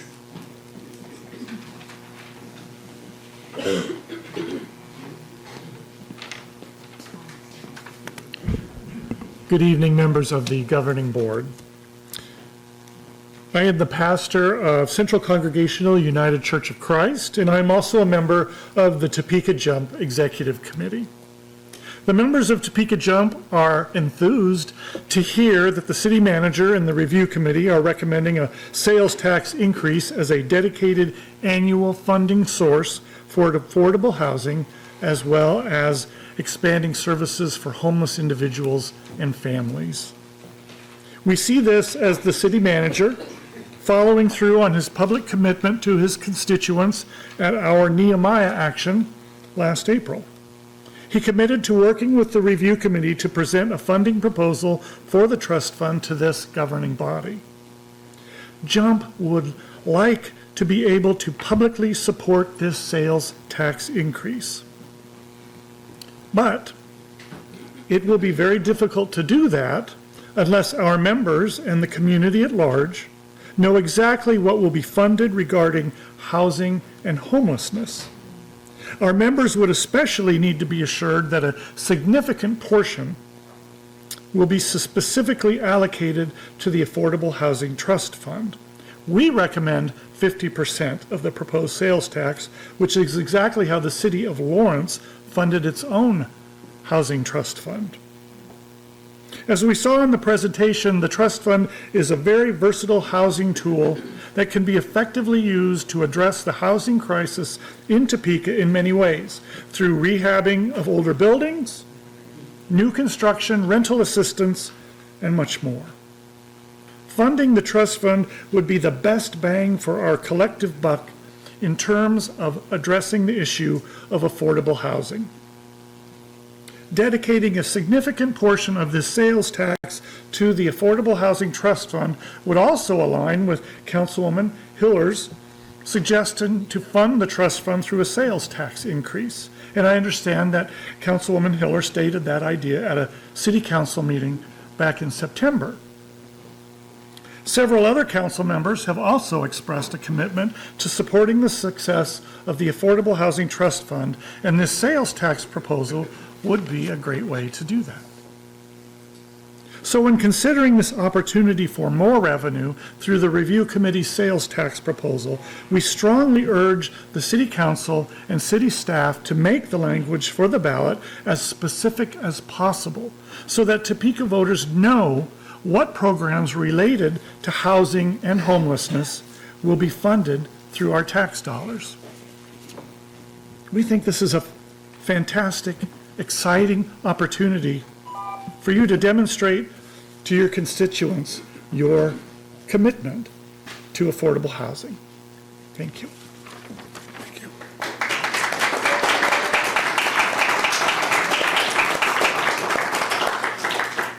Mr. Marshall Barber.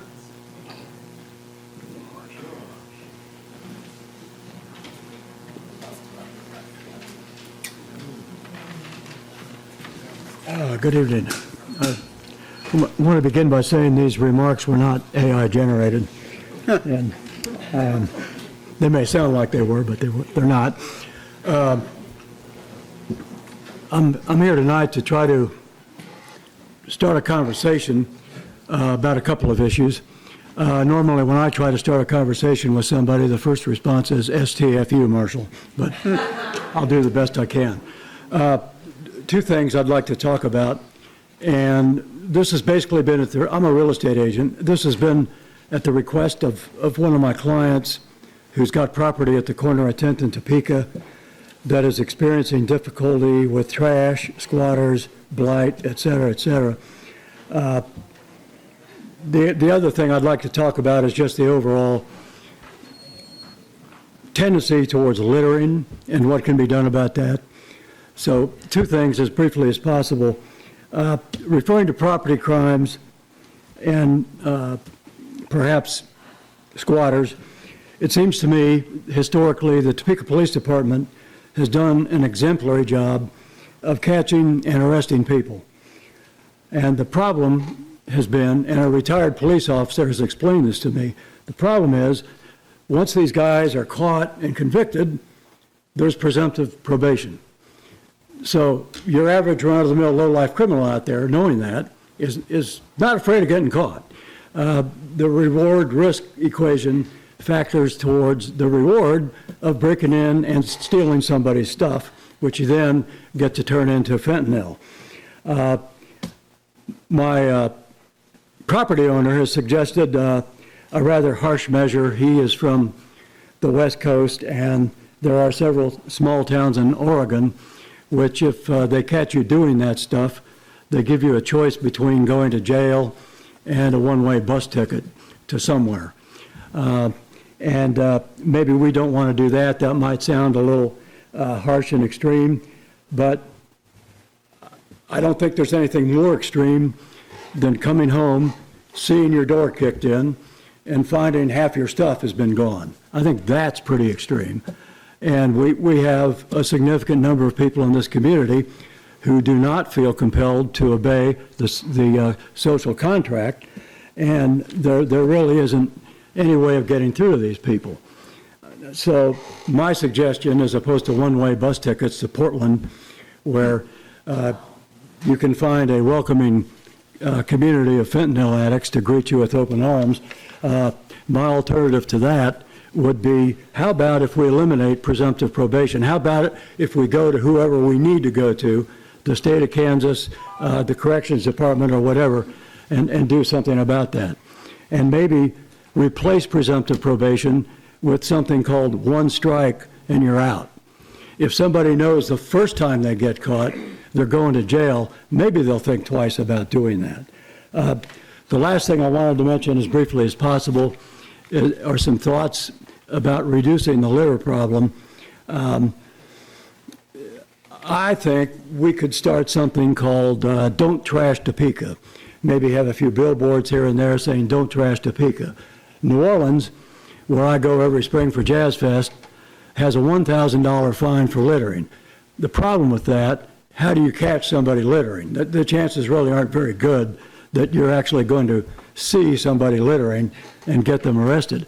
I'd say in this case, a better response would be a positive reinforcement, where some towns in New Jersey are having little competitions, and I just need 15 more seconds. They're having little competitions. Give me a second to approve it so that we're on Okay. record, okay? Okay. 15 more seconds, go ahead. 15 more seconds. Competitions among family groups, like even Jump for Justice, to raise money by bringing in trash that they've picked up and it's weighed, and maybe the winning team gets $100. The details could be worked out later, but that's my suggestion for dealing with the littering situation. Thank you and good night. Thank you. Danielle Twemlow?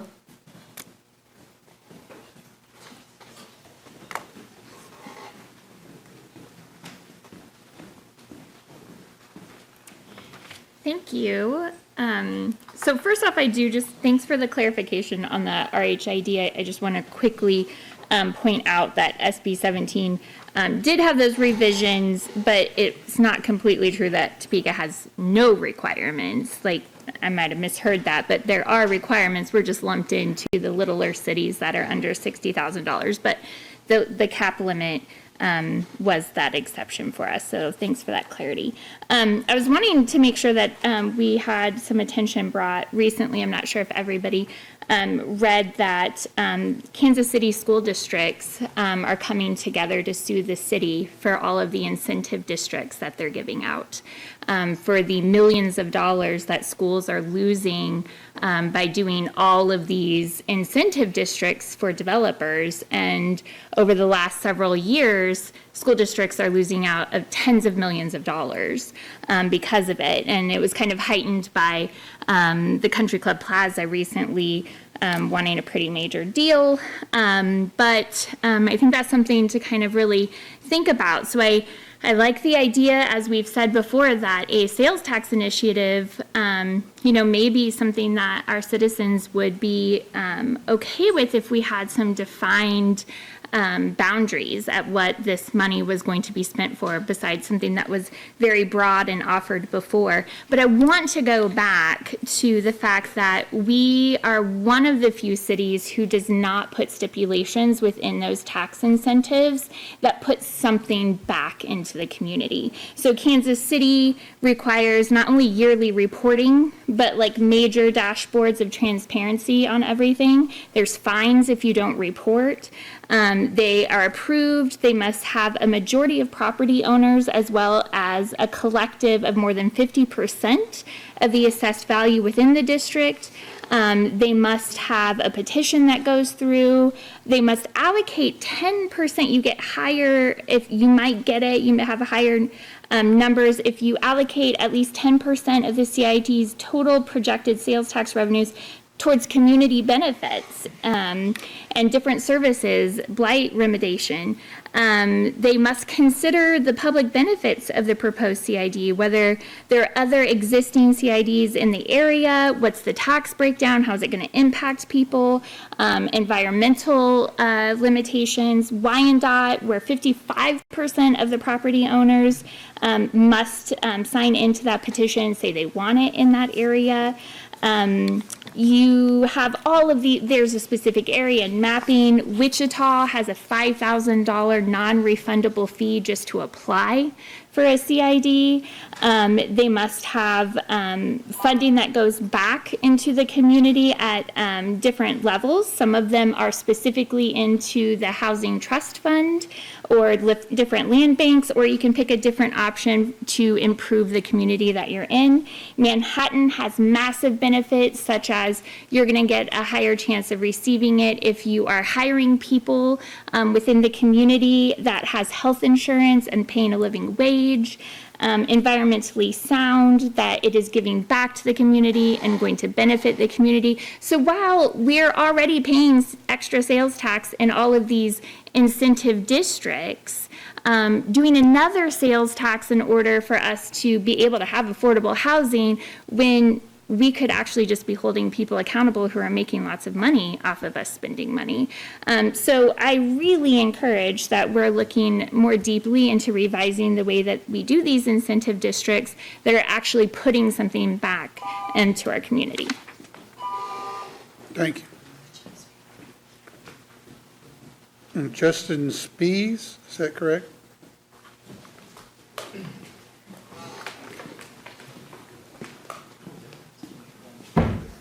Okay, my name is Dr. Justin Spees. When I signed up to speak here this evening, I got an email back from the clerk with the rules for the general public comment, and it said that litigation is not allowed to be discussed here. What do you guys mean by litigation? Can you define that? As part of a federal civil rights lawsuit I filed on December 11, 2025 against the Topeka Shawnee County Public Library, I included a sworn statement regarding an additional unlawful detainment and arrest by Topeka PD and my subsequent horrific treatment by the Shawnee County Department of Corrections while I was held in jail.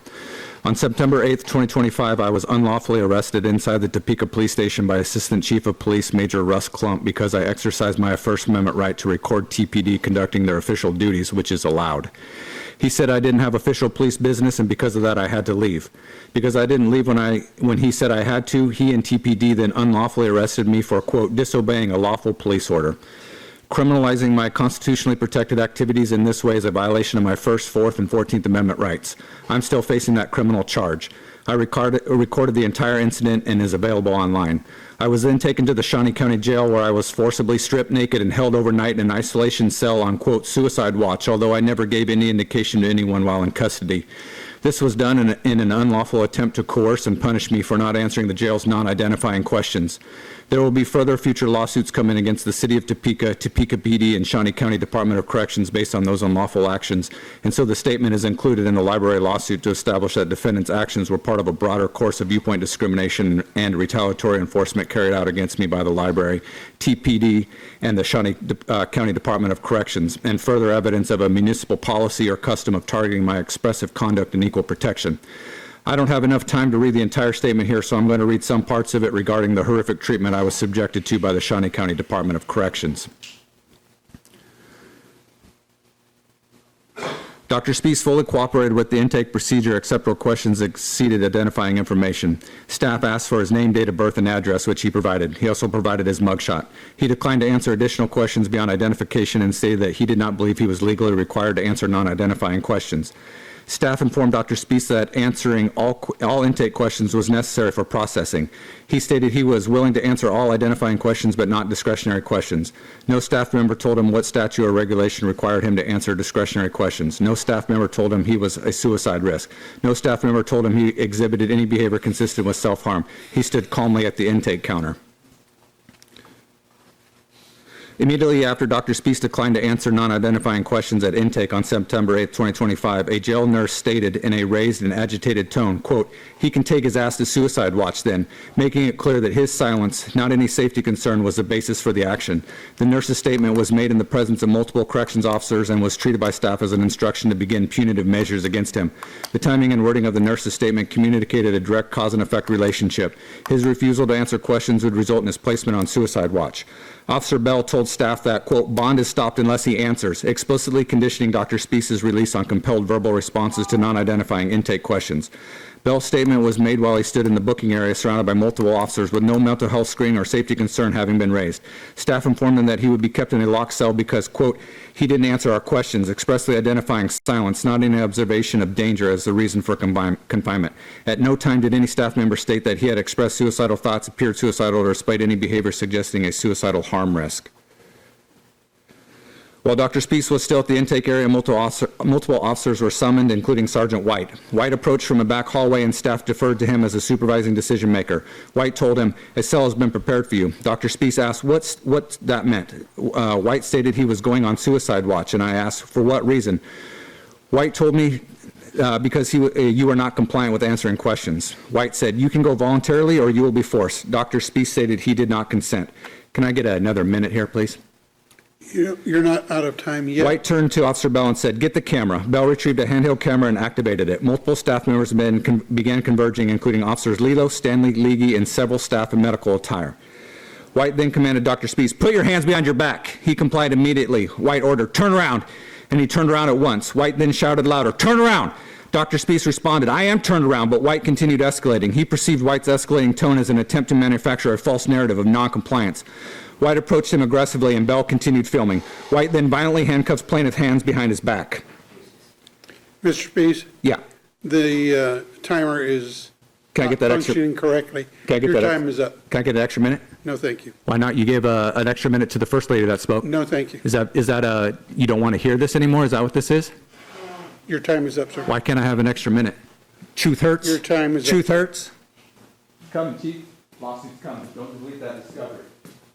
Don't delete that discovery. Sarah McClure.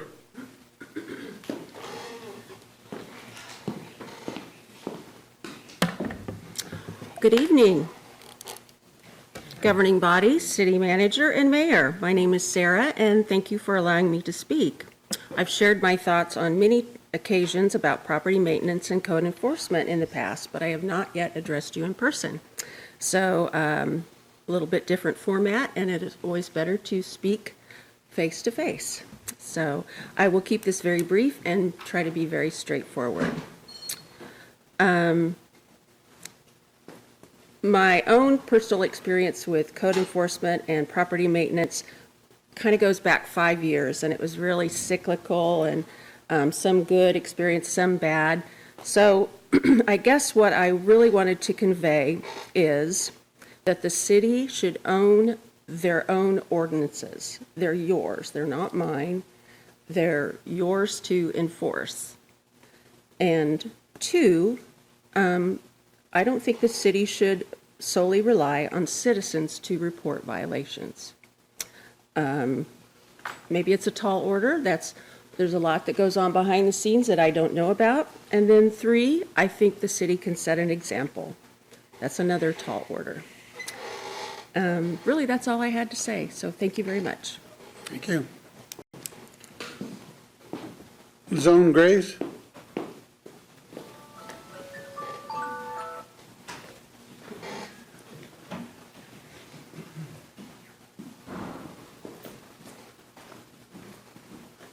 Of course I have handouts. What do you think?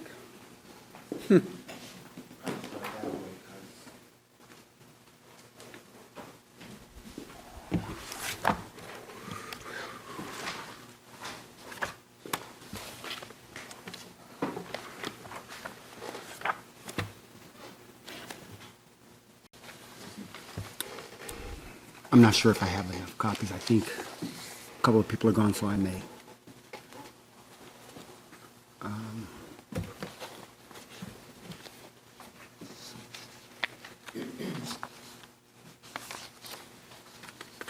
I guess the clerk can have one just in case the other missing council members need a copy.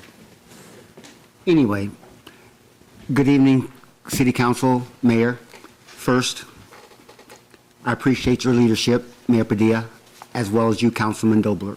You know, I mentioned Councilman Duffy from back in the day because he exemplified good governance, as far as I'm concerned, and you all have just as well.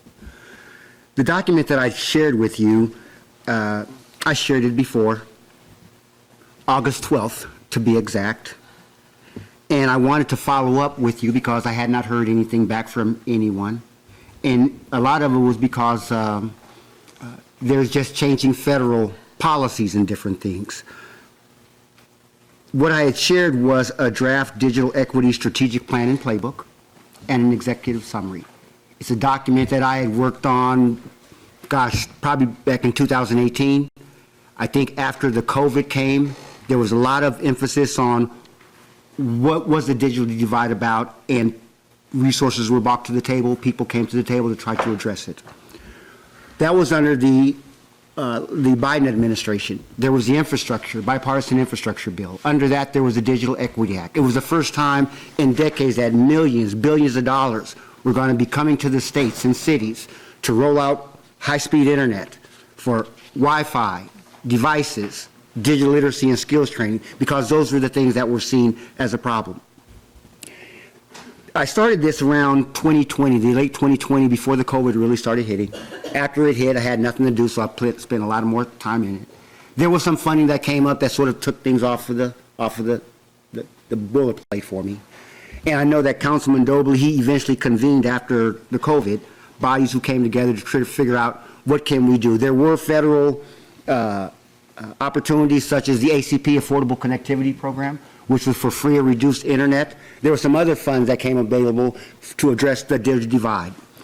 One of the things that states had to do to receive the Digital Equity Act funds was to prepare a three-year digital strategic plan at the state level.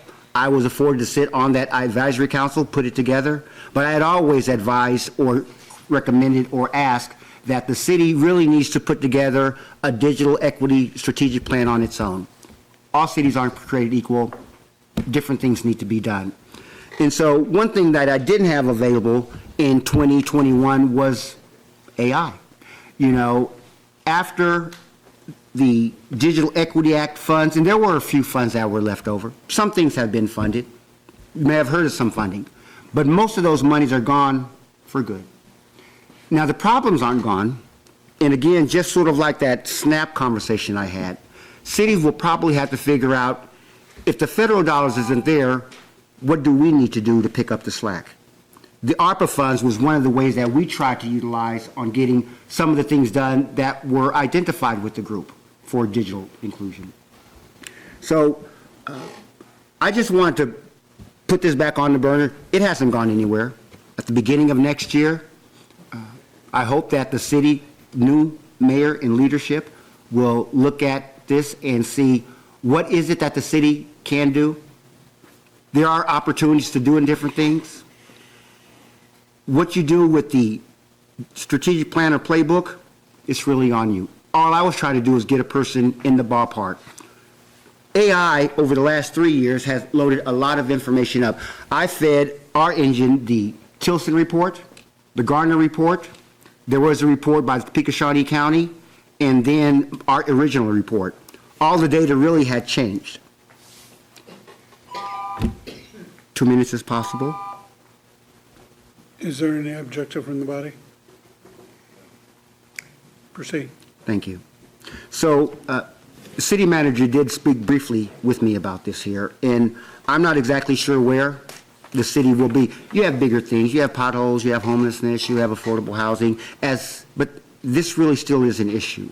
If it wasn't for the Digital Equity Act funds being taken away, deemed unconstitutional, which will eliminate any future federal funds for those things that I had mentioned before, then we're almost back to square one, back to when Google Fiber was trying to get cities to, I think Topeka changed its name to Google, to try to lure them there. At the JADO meeting, I was glad to hear that they were convening something on dealing with AI. What I did not provide in the digital strategic plan is much about AI. That's almost a category within itself. If the city wants to get this raw document and give it to your tech people and whomever to refine it, do it all over, or what have you, I would just suggest that cities, Topeka or any city, that you think about putting together a strategic digital equity plan for your own and a playbook. I worked with those who put it together for Greater Kansas City, Kansas, and other states. What I had provided with you are the email that I had sent, letters of reference from DCF, accounting on what we are doing with the state agency we have been providing devices for since 2020. I was on Microsoft's Sprint series this morning. There's a lot of things that they are going on as far as helping organizations with developing AI readiness assessments so that we can bring it to cities because, again, this has to be something done on a city-by-city basis. And then also the NDIA. And then the last document is something I submitted in 2019 as what I thought were some of the things that need to be done. The strategic plan was at the top of the list. So I hope that you consider doing something. And so your time's up. I know. And so I will see you, not you, but yeah, Thank you. next year. Okay. Brett, I'm going to start you on announcements after I get the city manager in. Okay. Okay, we'll move on to announcements. Madam Clerk. Pardon me. My name's Gretchen, and I was signed up, sir. Pardon? My name's Gretchen. I signed up for public comment, sir. Hi. It's our understanding that you called the council office today to take your name off the list. I did, and thank goodness I was able to rest and feel healthy enough to speak if I could have my 3 minutes, please. Will be up to you guys. Okay. Yes. And your name? My name is Gretchen. Gretchen what? Eichmann is my maiden name. Moldenhauer, Pardon? illegal name, Moldenhauer. Okay.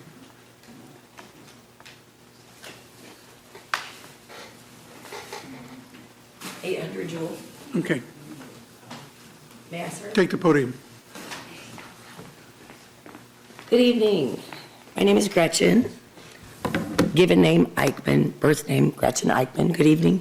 I live at 800 Jewel. I've been a resident of the city of Topeka for 46 years.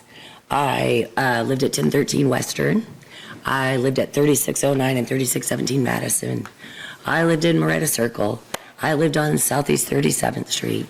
I'm an educator, I'm a Christian, and I'm just a loving person, kind person, and I'm concerned on so many levels. I do not recommend taking up sprinting in loafers. And I noticed, and several constituents in District 1 noticed how inconvenient it was to go vote on the 4th. And so when I went from 800 Jewel all the way at about 4 o'clock in the afternoon, all the way over to Central Park Community Center and sprinting in loafers, yeah, don't recommend that. Oh, no, Karen. Pardon me, Mrs. Hiller. I'm not certain why certain pockets of District 1 would have been so inconvenienced, why it would have been so difficult to go vote in this election. However, I was told by the county commissioner's office that nothing would be done, and so here we are. Second thing I wanted to bring up was the vacant buildings at 10th and Topeka and 10th and Kansas. Not a good look for Topeka. All these vacant buildings. The litter and the trash in District 1, pick it up. If you see it, pick it up. Go out and pick up the trash. There is litter north on Topeka Boulevard, north of Wendy's, that's been there for weeks and weeks and weeks. I'm thinking if there's litter on the floor, on the ground, anywhere, pick it up.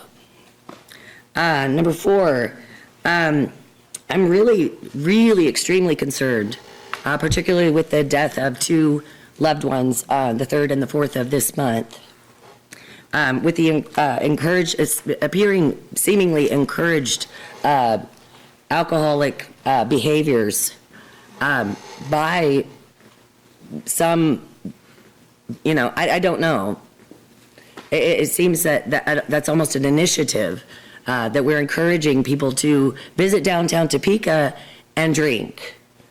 Not really cool. I'm really appreciative of the businesses in Topeka on Kansas Avenue and all around Topeka that are encouraging family activities that do not involve alcohol, such as the parade, the Veterans Parade. There is a lack of planning for that is impacting safety and health of Topeka. Number 6, there's a lack of training of city and county employees in trauma-informed care. And I thoroughly relate to this man's experience, as I was also subject to an ambiguous interpretation of municipal code regarding establishing tenancy or residency in someone's home. And because my name is Gretchen Too Nice, when my son Jack spoke to me from Wright-Patterson Air Force Base in Dayton Sunday evening, he asked me to please leave the home. Gretchen, your time's up. May I have 1 more minute, please? 1 minute, please. Thank you. Okay. Number 7, there's a continued rat race for citizens of Topeka to obtain assistance, and I highly encourage zero involvement in the city of Topeka in distribution of private funds. Number 8, and lastly, I noticed a lot of my and I in comments from people who are on committees. It's not my and I, it's we and our. I love the city of Topeka, I love the state of Kansas, I love our country. And I would just ask that we promote family activities, education, common decency, churches, community, and more caring and less ambiguity in our leadership. Thank you very much. Have a good evening. Thank you. Okay. We'll move on from public comment to announcements. Madam Clerk. There is no city council meeting until January 6th. City Manager. Thank you, Mayor. Not much. I just wanted to announce that I will miss you and Councilman Dobler on the dais next year. That's all I got. Thank you. Thank you, sir. Okay. We'll start with Deputy Mayor Kell. Thank you. Just kind of quick friendly reminder there on your trash this holiday season. Please try to break it down as best as possible. When people see that you have a brand new TV box sitting out front, it can attract some of the wrong people to your house. So please try to break down all your trash so it makes it non-conspicuous. Another thing is Saturday night, I was able to give a recognition, certificate of recognition from the city of Topeka to John Cantrell. John is a professional boxer here in Topeka, and he owns a few businesses. John is a man redeemed by faith and determination, transcended from a life of addiction and incarceration to become an undefeated professional athlete and entrepreneur. Along with him every step of the way is his wife Taylor and son Cooper. I've gotten to know John over the last year or so, and this man is a great ambassador for the city of Topeka, and I felt like it was a great thing to recognize him on the way up, because a lot of people don't get recognized until they reach the top. And a person like John's situation is trying to find all the positives in his life and move on from the past that can trip a lot of people up, to me is a very positive thing.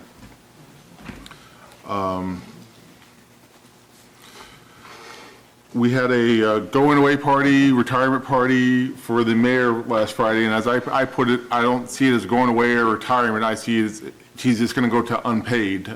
He's going to still be involved in the city, I think, very much, just not getting paid for it.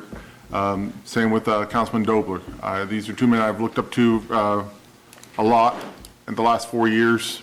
Councilman Dobler was one of the first people to reach out to me and kind of gauge where I was at, what I thought, and all that 4 years ago, and helped open my eyes to a lot of things right from the beginning. The mayor, took me under his wing because he was my predecessor. He wanted to make sure things in the 5th District were continuing to go that we were working on. So these are two people I greatly admire and respect, especially for helping me out my first 4 years. And then this has been a wild ride. This 4 years has been amazing. I'm glad I got a second term. I remember standing in that corner right over there, and Councilman Ortiz and Councilman Emerson had to calm me down because I was so emotional at that moment that I'd reached this point after fighting so long and so hard to get here to help make an impact on Topeka. This has been nothing but great this last 4 years, and I'm glad I have another 4 years to go. And lastly, I mentioned that Councilwoman Valdivia was going to be out for a little bit. She made that public a couple days ago. She'll be out till like mid-February, I believe it was. If anyone in her district, please reach out to any of us if you have any issues. Don't think that because the Councilwoman is taking some personal time for her health that you can't have some issues taken care of. So please feel free to reach out to any of us, and we will definitely help you out. Thank you. And Councilman Miller's offline now, right? Okay. Councilman Dobler. Do you mind if I wait until right before you speak? Not a problem. Councilman Duncan. Thank you, Mayor. I am sorry that I'm not there this evening to sort of see you and Councilmember Dobler off, but I know I will continue to see you. Please just don't block my number. That's all I ask, or my emails. That's my big request. I am not there this evening because I am in Cambridge, Massachusetts, where I am one of 35 mayor-elects who was invited by the Bloomberg Center for Cities at Harvard University to come and sit in a week-long 3-4-day workshop. It's been a pretty fascinating experience, as there's mayor-elects here from cities half our size, from all across the country, but also mayors from the cities of Miami and Pittsburgh and some of those larger San Antonio. It's a great opportunity, obviously, for me, but the truth is I'm here because the connections that I will make here, the information that I will learn, I want to bring back to the city of Topeka to help us as we navigate the future. And before you send me those emails, not a single nickel of it is being paid for by the taxpayers. So no city money is being spent. You don't need to send me that email and ask. But so I am honored to be here and share this experience. Hope later with everybody. With that, between now and our next meeting, Merry Christmas to everybody. Happy Hanukkah, Happy Kwanzaa, and see everybody next year. Thank you, sir. Councilwoman Hofer.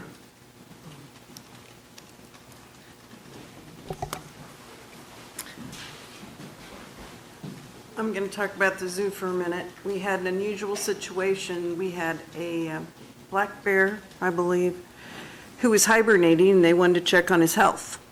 And they called the fire department, and they came out to check his temperature and with infrared equipment that they had. So I thought that was kind of unique, and we're lucky to have the equipment that we do to help other entities in the city. So I'm very happy to have the fire department available to do that. The other thing is they have an event coming up. If you don't have plans for New Year's Eve, they are doing a New Year's event at the venue, and there's plenty of tickets left. What is it? Is it something at 10? Toast at 10. Toast at 10. Toast at 10. They're going to, instead of wait till midnight, they are going to celebrate midnight at 10 o'clock. So those of you that are early birds will probably... No, that's, they won't go his that magic early. time. But if you're interested, contact the zoo, and they would love to have you come. They're going to have a DJ, they're going to have a full dinner, and some items to bid on for a silent auction. So it'll be a good time, and the zoo will still be decked out for zoo lights, but it'll be the end of zoo lights. So otherwise, Merry Christmas to everyone, and I hope you have a wonderful holiday. How was the bear? Bear was in great shape. Temperature was good, and he kind of gave a look like, get away from me, I just want to sleep. There's some pictures that we got to see. Councilwoman Hiller. Thank you, Mayor. Well, I'm glad Councilman Mayor-elect Duncan mentioned where he was. I think it's pretty exciting that he was invited and was able to go right now between our election and taking office in a couple of weeks. And it sounds like really good company for him. I have with me, if people want to take one, we're working, now that the code is passed, that was the top priority for property maintenance staff, the Changing Our Culture of Property Maintenance initiative, and with the help of the Public Health and Safety Committee, is wanting to move forward on, we're now finally collecting data from post-COVID on actual baseline data for property maintenance. As you know, we want to make sure we've gathered all the input. We're getting a fair amount from the public, but also from you all as council members, and through you, the people that you've represented, in terms of what we want to keep, might want to keep in mind for the various sectors that we have. And I handed out every single sheet I had, so oops.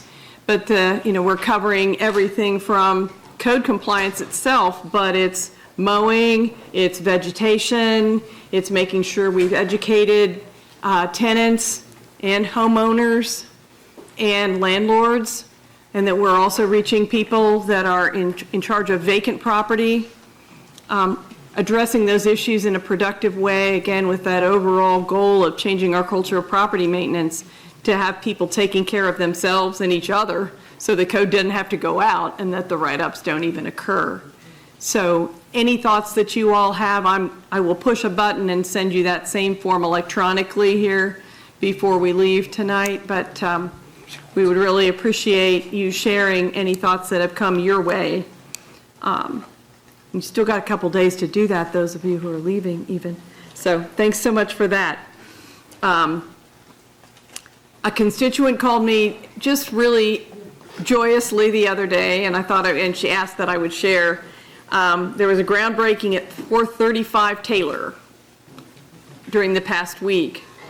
That is a block that's been down. It's in Wardmead neighborhood, but this individual, and people know her, Deborah Edwards, owns a home in the middle of the block, has taken it upon herself to own at least 2 others on the block and get them fixed up and take care of them. And in time, they've really engaged everyone, homeowners and renters alike, landlords on both sides of the block, so that they've looped it and really have worked together and have made that a really solid and prosperous block. 435 is where a home that got really run down was torn down some years ago, and Habitat is building a new house on that corner. And so just an example of how things can work, and she asked me to share. Want to do a shout out to Gary Pyland.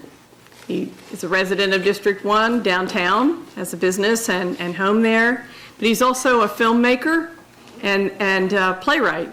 And they premiered his latest play, A Christmas Wager, at the Beacon this weekend, Friday, Saturday, and Sunday.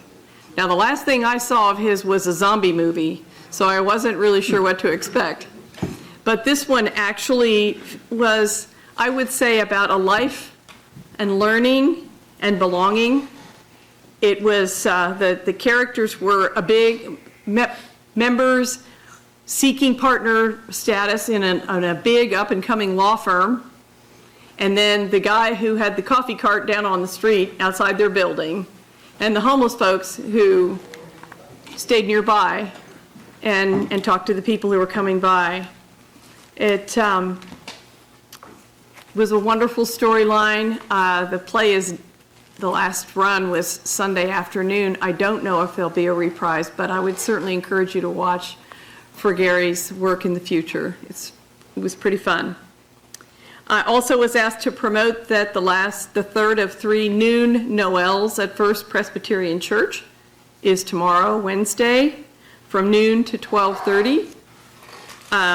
Wonderful program in the church sanctuary, but they are also serving lunch beforehand at 11:15 or afterward at 12:30. And if you want to just tune in, they're live streaming it on their FPC Topeka Facebook page. That's First Presbyterian Church Topeka Facebook page. Personally want to add a shout out to Councilwoman Valdivia Alcala and a wish for her recovery. Kudos and thanks to Councilman Dobler and Mayor Padilla, and happy holidays to everybody. However that's working out for you. We're all different. Thank you. Thank you. Councilwoman Ortiz. Kudos and thanks. That's the highest from Councilwoman Hiller, if you've heard it over the years. I would like to thank Ms. Padilla. Thank you, Ms. Padilla. The first city lady or whatever you're called, because anytime somebody runs for office, it always affects their family. And you've been on this ride and you're still riding the ride. So I just want to personally say I love you and thank you. Thank you. I know where you live on 29th, and I will come through that driveway and have some coffee, tamales, or something with you guys. To the mayor, I'll miss you. But again, I will see you. And don't forget, there's some boards. If you want to be a part, you can sit on one of these boards. You know how important that is. All you got to do is just talk to Jane, and she can find you. Neil, you were our first city manager. It was awesome. I remember that. And I tried to make you our last city manager, but you would not listen to me. You said, no, let's just go with the flow. And I do know where you live as well. And I will miss you, but I will not forget you. So again, thank you both for all that you've done and for the city. It takes a lot. It takes a lot. We take a beating. We don't always get the shine, but we take a beating, even if it's not our fault. But that's okay. That's okay. You know, only the strong survive, and you guys have survived this. I do want to say, don't forget about those smoke detectors, because it's getting cold out there. And our fire department, they could use help from you. So if you need a free smoke detector, I haven't said it in a while, then call the fire station. and sign up for one and let the guys come out and put them in and save somebody's life. If you have one, think of somebody or ask your family and friends if they have one, and get them the application in their hands. We cannot do enough to put these free smoke detectors in people's hands with the cold coming. There's a lot of people out there right now that are asking for help for food and utilities, and we also have our water utility program. Don't forget about that. But there's a big need. That's all I have, Mr. Mayor. Happy holidays to everybody. Thank you. Councilman Banks. Thank you, Mayor. Like most of my colleagues have said, it's certainly going to be different without you and Councilman Dobler, man. Think back to our meetings in the office. They were so much fun, and even though they were entertaining, but I learned a lot. And like always, you've always been the kind of guy that tells younger guys, hey, you need to stop, or you've always been that kind of guy. And being a retired firefighter, I've always appreciated you. Coming onto the council was certainly different than what I thought it would be. Even though I have good colleagues that are still here, I'm going to miss you, Councilman Dobler, that calming thing that you bring to our council, and I don't think it can be replaced. So it'll be tough for us for a while because, you know, I'm a rebel. And most people that know me know I don't talk a lot, but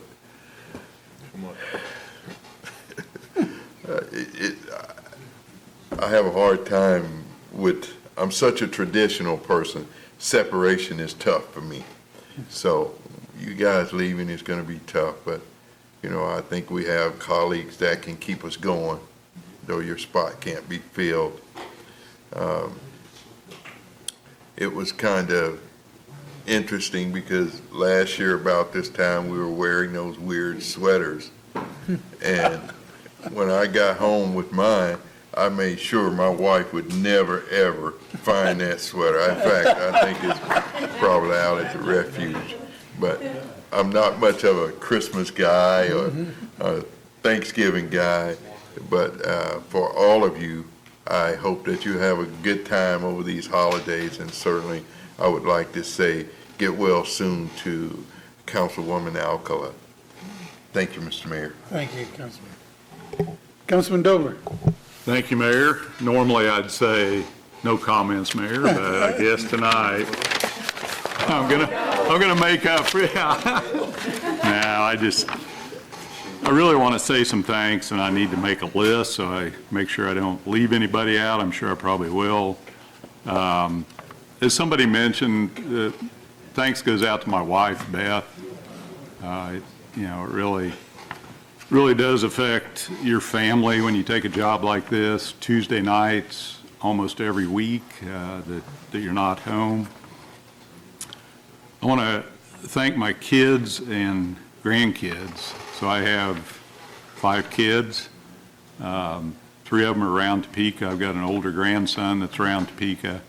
And you know, if you work at Cap Fed or Blue Cross and your last name's Dobler, eventually somebody puts 2 and 2 together, and pretty soon they're asking them, why's your dad buying a damn hotel? And so it puts stress on them, so I appreciate their support. I want to thank the District 7 constituents that elected me 4 years ago, 70%. I hope I fulfilled most of what they wanted to see. I know I didn't please everybody. I've got a list of names of the people that I didn't please. Most of them don't really contact me anymore, and that's fine. I want to thank Councilwoman Ortiz and Councilwoman Hiller. You're the 2 remaining council people that allowed me to be appointed to this position 6 years ago. And so I appreciate that. Really just want to say thanks to all of the council members that I've worked with.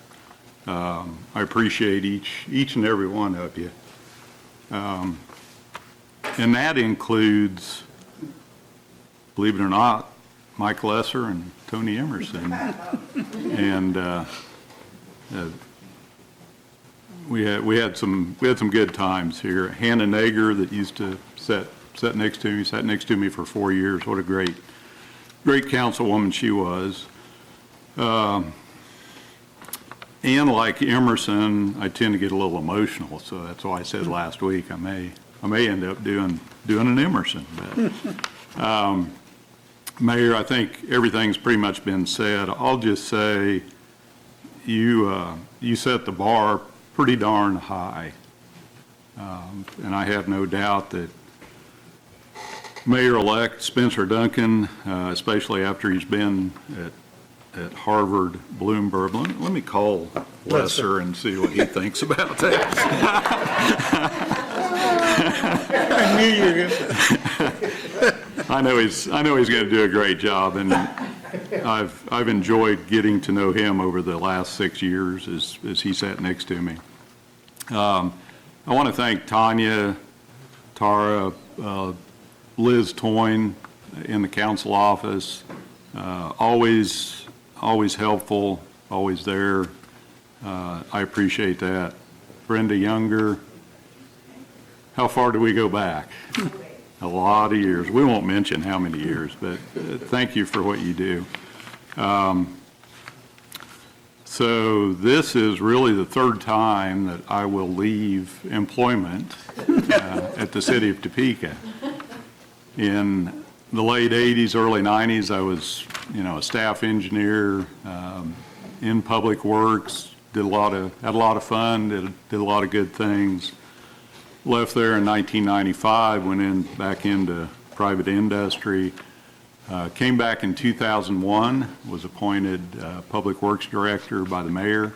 At that time, it was Public Works, all of utilities, code enforcement, and building inspection. It was a large department. And again, I think we did a lot of good things. I sat in Robert's chair for a few months and did a mediocre job, but we got through it.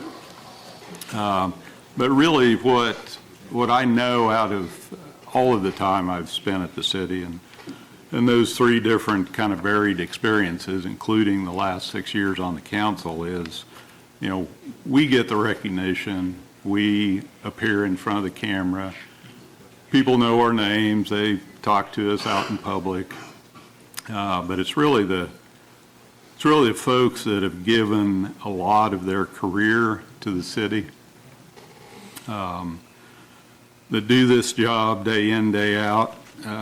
Those are the folks that make the city work.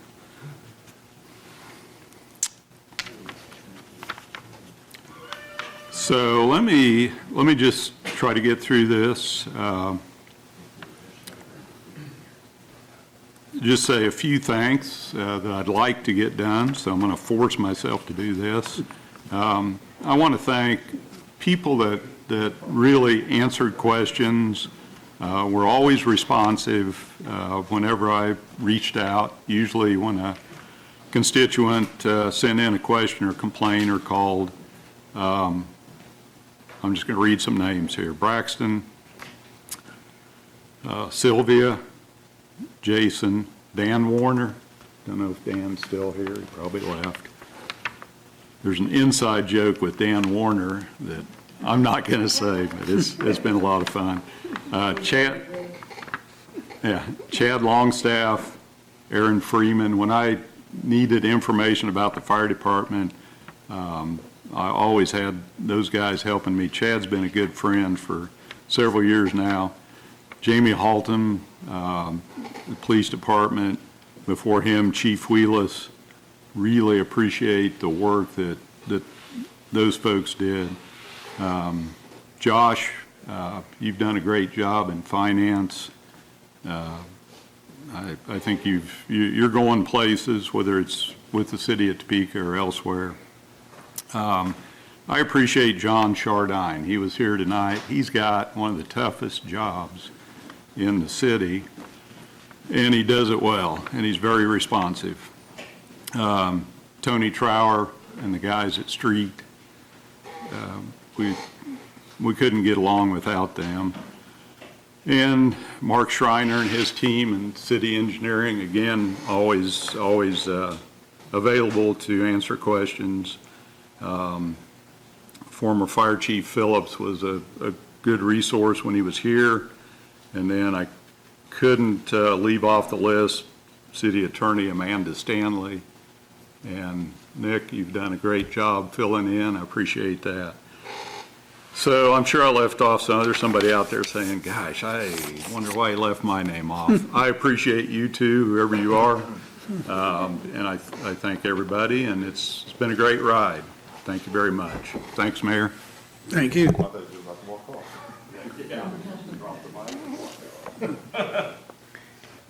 You know, usually when we have these announcements and we go around the dais, and I have in my head a couple of things I want to bring up, but on a regular basis, Councilwoman Hiller will go before me and take them right off my list.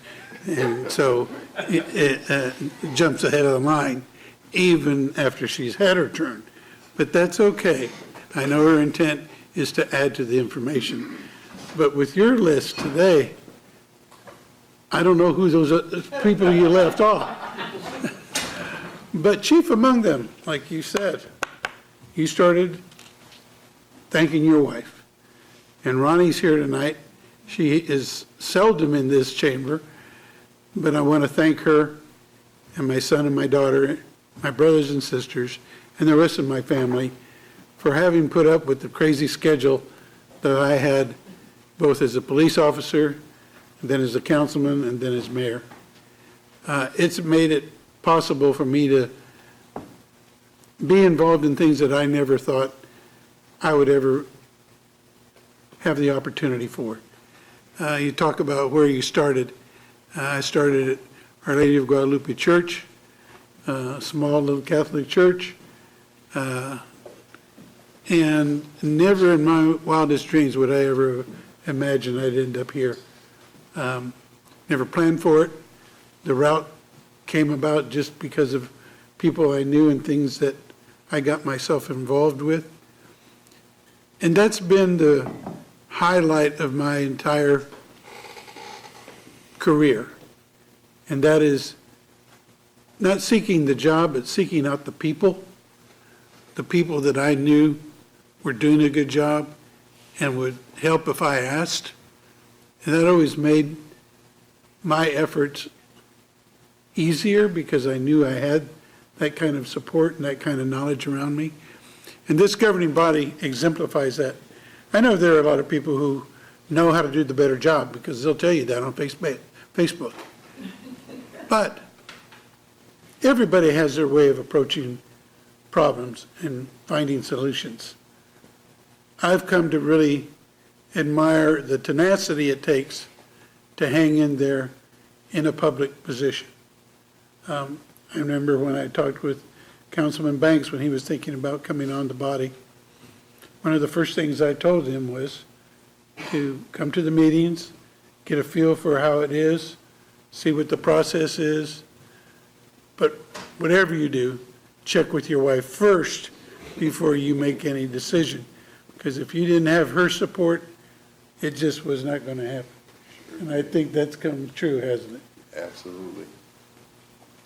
But, you know,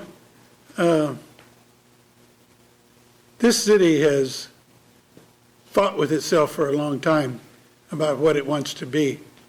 And I think whether or not you agree with all the decisions made, I think the city is on a good path and has been for a while because of the stewardship this body has provided. And I think things are still, I know things are going to even be more exciting and impactful. I would venture to say within the year and years to come. And people will look back and say, well, governing bodies before us did this or that, and we didn't have any say so in this or that decision. But I feel pretty pleased about the decisions we have come to as a governing body.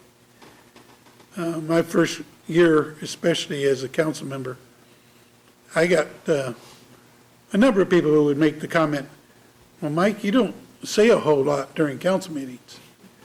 And I responded that, I learn a lot more when I keep my mouth shut and my ears open. And that has served me well all these years. I think all of us know when to speak up and when to offer, or when to sit back and let somebody run with an idea that it's a good one. And doesn't matter if it wasn't yours, support them in what they are trying to do. And that's what I ask for in the citizens and their support when they look at the governing body and their efforts. Not everything will be to your liking, but you have to stop and look at where we are compared to where we are 20 years, 10 years, 8 years ago, how much it has changed. And that is because we've tried to do it as a group, as a body. I still like to be the last word, not because I want it to be remembered, but I want to hear everybody else is saying, like has been said tonight, because that's where the ideas come from. That's where the energy comes from, because I know this body is ready to keep moving forward. And again, I can't say it too often, is without Ronnie's help, without her support, just wouldn't happen. And I have to publicly thank Jane Murray. She has been a godsend. When I came into office, there was the opportunity to change. We did interviews. And I said, no, I think I want Jane. And that was one of the smartest things I did for the very beginning. She has been loyal to this city, loyal to the office of the mayor, and has been somebody that you can reach out to, and has offered her help at every turn. And I'll miss her. I spent almost as much time with her as I did with my wife. And so when you have that kind of relationship, it really does create bonds that you'll carry with you for the rest of your life. And I do think it's a good idea to call Mike Lesser and tell him where Spencer Duncan is, because that would be a fun party to be at, Spencer. Maybe when you get back, we'll do that. But again, thank you. I've been so blessed by God. There's not much more that I can say. Thank you very much for being in attendance. This is our last formal council together. Thank you, and seeing no other business, sorry, City Manager? 3 seconds? Thank you.